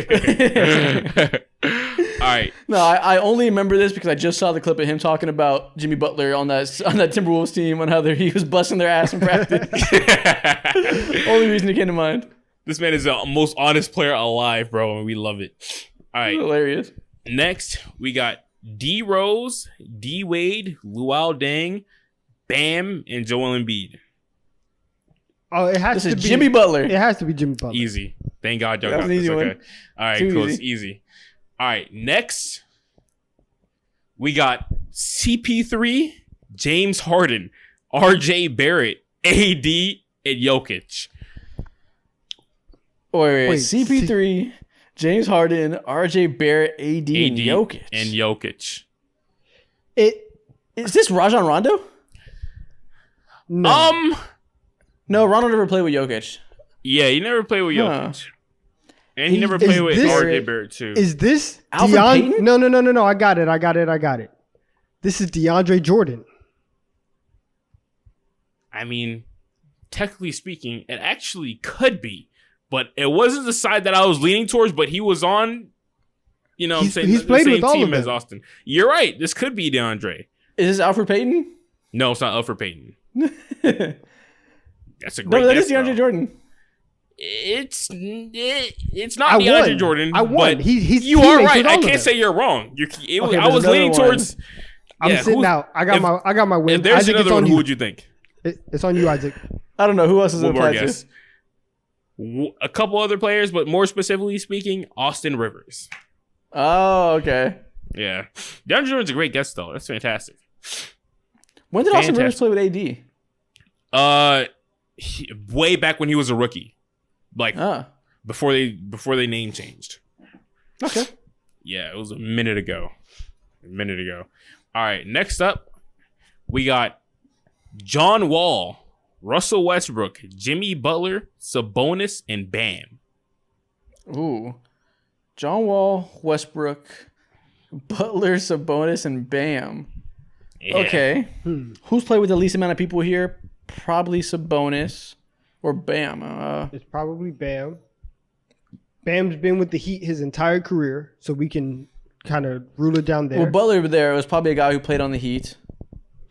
Okay. Maybe he was John on the Wall? Heat and the Rockets because John Wall and Westbrook were both there. Okay. Or the Heat and the Wizards, one of those. Y'all dissecting these transactions. I like that pathway. But also Sabonis and Westbrook, so maybe he was on the Thunder. Is this Victor Oladipo? This is Victor Oladipo. Damn. Oh! Damn. When did he Look, play that's with John surgical. Wall? When John Wall got traded to the Houston Rockets, Yeah, they didn't actually. he didn't really much play, together. but like they were. Nah. Yeah, they Rockets were like on fans the were same roster. saying John Wall, Oladipo, and Christian Wood was going to be a big three. I remember that vividly. Trenches, Hell. man. Yeah, hell. Shout out to them fans, bro. All right. Next up, we got Russell Westbrook, Lou Will, Kawhi Leonard, David West, and Steven Adams. Paul George. Paul George. Ooh, Right? this is fast. Yep, fast. You didn't Y'all have are to finish. fast. Yeah. I've been watching that podcast too. What gave it away? Paul George, come on our podcast. We are fans. Once I heard David West, it was nail in the coffin. I was like, oh, it's Facts. obviously Paul George. I was Facts. the Clipper, Dave West, Paul George. Facts. All right. We got one more. We got Damian Lillard, Wesley Matthews, Ingram, Zion, and LaMarcus Aldridge. CJ McCollum. Yeah, CJ McCollum. He played with nobody his entire career. You No, know, with two no teams. movement. Yeah. You just listed two teams lineups combined. Yeah, exactly. He had no real motion in his career, bro. That was the easiest Teams one by was far. bad. Yeah, team was. Picked a Team player was with no shambles. mobility. He's had two starting lineups his whole career. Here's Yeah, both bro. of them. He ain't had no experiences. That's man. nice. He's sheltered. I That's think it. we got one more video in us. We're gonna look back at some trades and say who won these trades. Donovan, I believe you have these written down for us. Yeah, I got him. Hit us with that hook. What is the hook? Which team won this NBA trade? Gotcha. Which NBA team won this trade? Or looking back, which NBA team won this trade? All right. Look, dang it. I You always I know. Why do you look at the camera? Stop looking at the fucking No, camera. I'm not even looking at the camera. I'm looking at y'all. Listen, I be stuttering sometimes. You know what I'm saying? All right. Looking back, who won this NBA trade? Okay. Okay. So, you know, I had to put the Knicks in there. The New York Knicks, who received Carmelo Anthony and Chauncey Billups, or the Denver Nuggets, who got Wilson Chandler, Raymond Felton, Danilo Gallinari, Mozgov, and the Knicks' second-round pick, and the Knicks' first-round pick, and a pick swap with the Timberwolves. Did any of those picks ever become Nikola Jokic? I'm assuming No. not because I've never heard of that, so I'm gonna say the Knicks.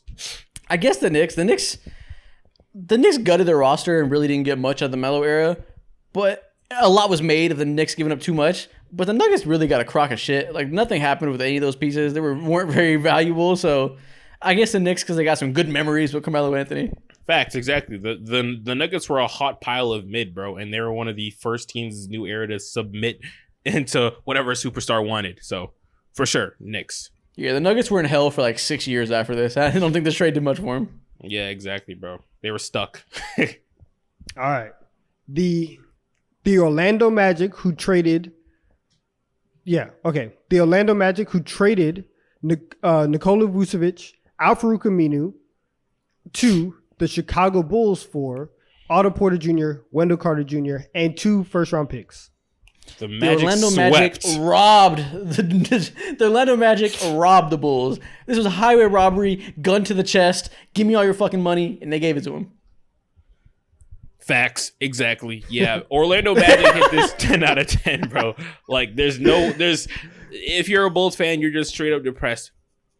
Point I'm not blank, gonna period. You lie. have nothing. I'd rather have Wendell Carter than Vucevic today and 2 first-round picks. It was honestly a baffling deal. Why did the Bulls do this? And one of them picks could have been Franz Wagner too, bro. God, this is sick. Oh my God, Wendell Carter Lost and Franz out on- Wagner for Vucevic? Yeah, lost out on 2 potential All-Stars in the future. Crazy. If I was a Bulls fan, my spirit to live would be very low at this moment. It Yeah, would bro. negatively affect my life outside of fandom. Hey, they gave it all up just to be the first seed for a couple of weeks in the NBA or a couple of days in the NBA. It must have They been got worth it. They got November it. 31st champions. All right, next one. So the Thunder sent Paul George to the Clippers, and in return, the Clippers sent Danilo Gallinari, Shai Gilgeous-Alexander, a 2021 first-round pick, a 2023 first-round pick from the Heat. Then they sent, what is this? 3 more first-round picks and 2 pick swaps. On Sam God. Presti needs to be put in a museum for is being that? the world's greatest swindler. It does not make sense how good he is at ripping off teams. 5 first-round picks, 2 pick swaps, and they got Shai Gilgeous-Alexander. Yeah, Just they for- robbed him. They robbed him. Just for the Clippers to be the biggest failure of the 2020s. You Unbelievable. telling me they got almost a quarter of all the league's picks? On top of that, a future star? This trade only makes sense if you put it through my league and King of the Fourth Quarter was behind this shit, bro. No way this is real. In the moment, I understood it because like they were basically trading for Paul George and Kawhi because that's the only way Kawhi was going to come. But honestly, looking back, Shea is just as good as Paul George now. Basically, there's no way you can say anything but the Thunder won this massively. It's a fleece. It's a fleece. All right, Facts. next one. Listen, this Benefit of one, hindsight, though. this one was controversial when it happened. The Pacers traded Tyrese Halliburton. The Pacers traded Domantas Sabonis and a second-round pick for Tyrese Halliburton and Buddy Hield. This trade is a I s- win-win, but I think Tyrese is genuinely the better player. Both made the play. Well, one of the Kings made the playoffs finally, but I'm going to lean towards the Indiana Pacers. They're going to see a greater outcome in the future because of this, because they have the better player. Simple. Yeah, me too. Good for the Kings. They got what they wanted. They wanted to be competitive, make the play-in race. They did that and more. They were a good team last year. So in terms of what they were looking for in short-term success, they won. But the Pacers have so much better of an outlook for the next decade building around Tyrese than the Kings do building around Sabonis. Facts. Exactly. I'm going the Pacers. But the Kings finally ended up building something that was non-existent, and that was aura and vibes. They have culture. They didn't have that with Tyrese, bro. I guess it unlocked Fox too, which is a win. So it's not the Kings didn't get fleeced or nothing, but I'd rather have Halliburton still. It's close. Gotcha. All right. Next one. Sam Presti again. The Oklahoma City. Wow, I said that very weird. The Houston Rockets traded Chris Paul, 3 first-round picks, and 2 pick swaps for Russell Westbrook. Who won? This is so weird. The Thunder got the better player and a bunch of picks. That's absurd. I can't believe that the Rockets let James Harden convince them to go out there and give up everything for Westbrook just for it to fucking burn out a year later. It's crazy. Sam Presti, again, you should be studied in history books for many years to come. He's a scammer, bro. That's only gonna make sense, bro. No, we need the FBI at his house. He's doing something that can't be kosher. Yeah, I don't know what he's doing to make this happen, but you tell me it doesn't make sense. You telling me you're rebuilding while also semi-contending and instilling good culture and just good habits for a young team? This is crazy. He just knows how to identify suckers. Over and over again, he gets the best player in the draft. Over and over again, he gets the best player in the trade and a bunch of picks. Like, he knows where the morons are, and he finds them every time. He smells blood in the water. If Sam Presti is calling your phone, reevaluate yourself and block him immediately. Yeah, if Sam Presti calls you, you got to go do some like math problems or something. Go find a workbook to hone your IQ. You need to go do some soul searching, my boy, because it's serious. You're an easy lick. Go do a puzzle. Go enroll in summer school at a local middle school. All right, last one. The New Orleans dang it, wow. I keep saying them backwards because like who's sending where? But the Los Angeles Lakers sent Lonzo Ball, Brandon Ingram, Josh Hart, and several first-round picks for Anthony Davis. Who won? Oh, man, this is tough, but the Lakers won a championship. Thank you. But this shit not tough. It's not tough at all. The Lakers ran away with this. They got the better player. They got a champion. They got a championship out of it, and that's all that matters. We are playing for championships, and that's what matters. But they did get a big-ass haul, though. The draft picks have done very little for him, and they let Lonzo Ball walk the next summer inexplicably. So I don't like they lost one of the most appealing parts of the trade because they didn't want to pay him. It's on their own accord. Like it's easily the Lakers. Just talking about the trade within itself, fuck whatever happened with Lonzo Ball. I think that they did as good as they could possibly do. And I'm looking at the trade from face value. They did good. I think the Lakers are better because they fucking won at the end of the day. But looking at what they got back at the 4th overall pick, they got that from, I think they ended up trading it back with the Atlanta Hawks, and they chose Jackson Hayes, which is dumb as hell to do. But regardless of the fact, they still got that pick. So good haul. They could have had Darius Garland. They traded back to take Jackson Hayes. I know, but Hayes. that didn't make any sense though, because that wasn't even a topic of discussion because they had Drew Holiday and fucking Zoe. So it didn't it's not even a thought process. And Darius was a big question mark in college too. So it was like he wasn't at that range. No, he was the 4th pick. He was not a big question mark. They were just dumb as hell. No, he was a question mark because he didn't fucking play in college. He went 4. It doesn't matter. Smart teams realized they should have picked him. They were just stupid. Yeah.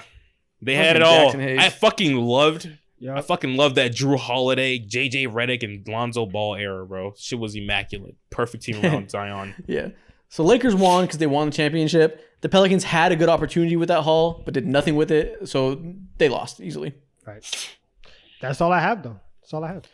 And that's all we have. This episode is over. If you're still here, comment. Wait, no. I got it. No, I got it. If you are still here, comment, who is Pepe Sanchez? Oh, wonderful. Yeah. That's better than what I would have said. Shout out Pepe Sanchez. This episode's over. 300K, we out.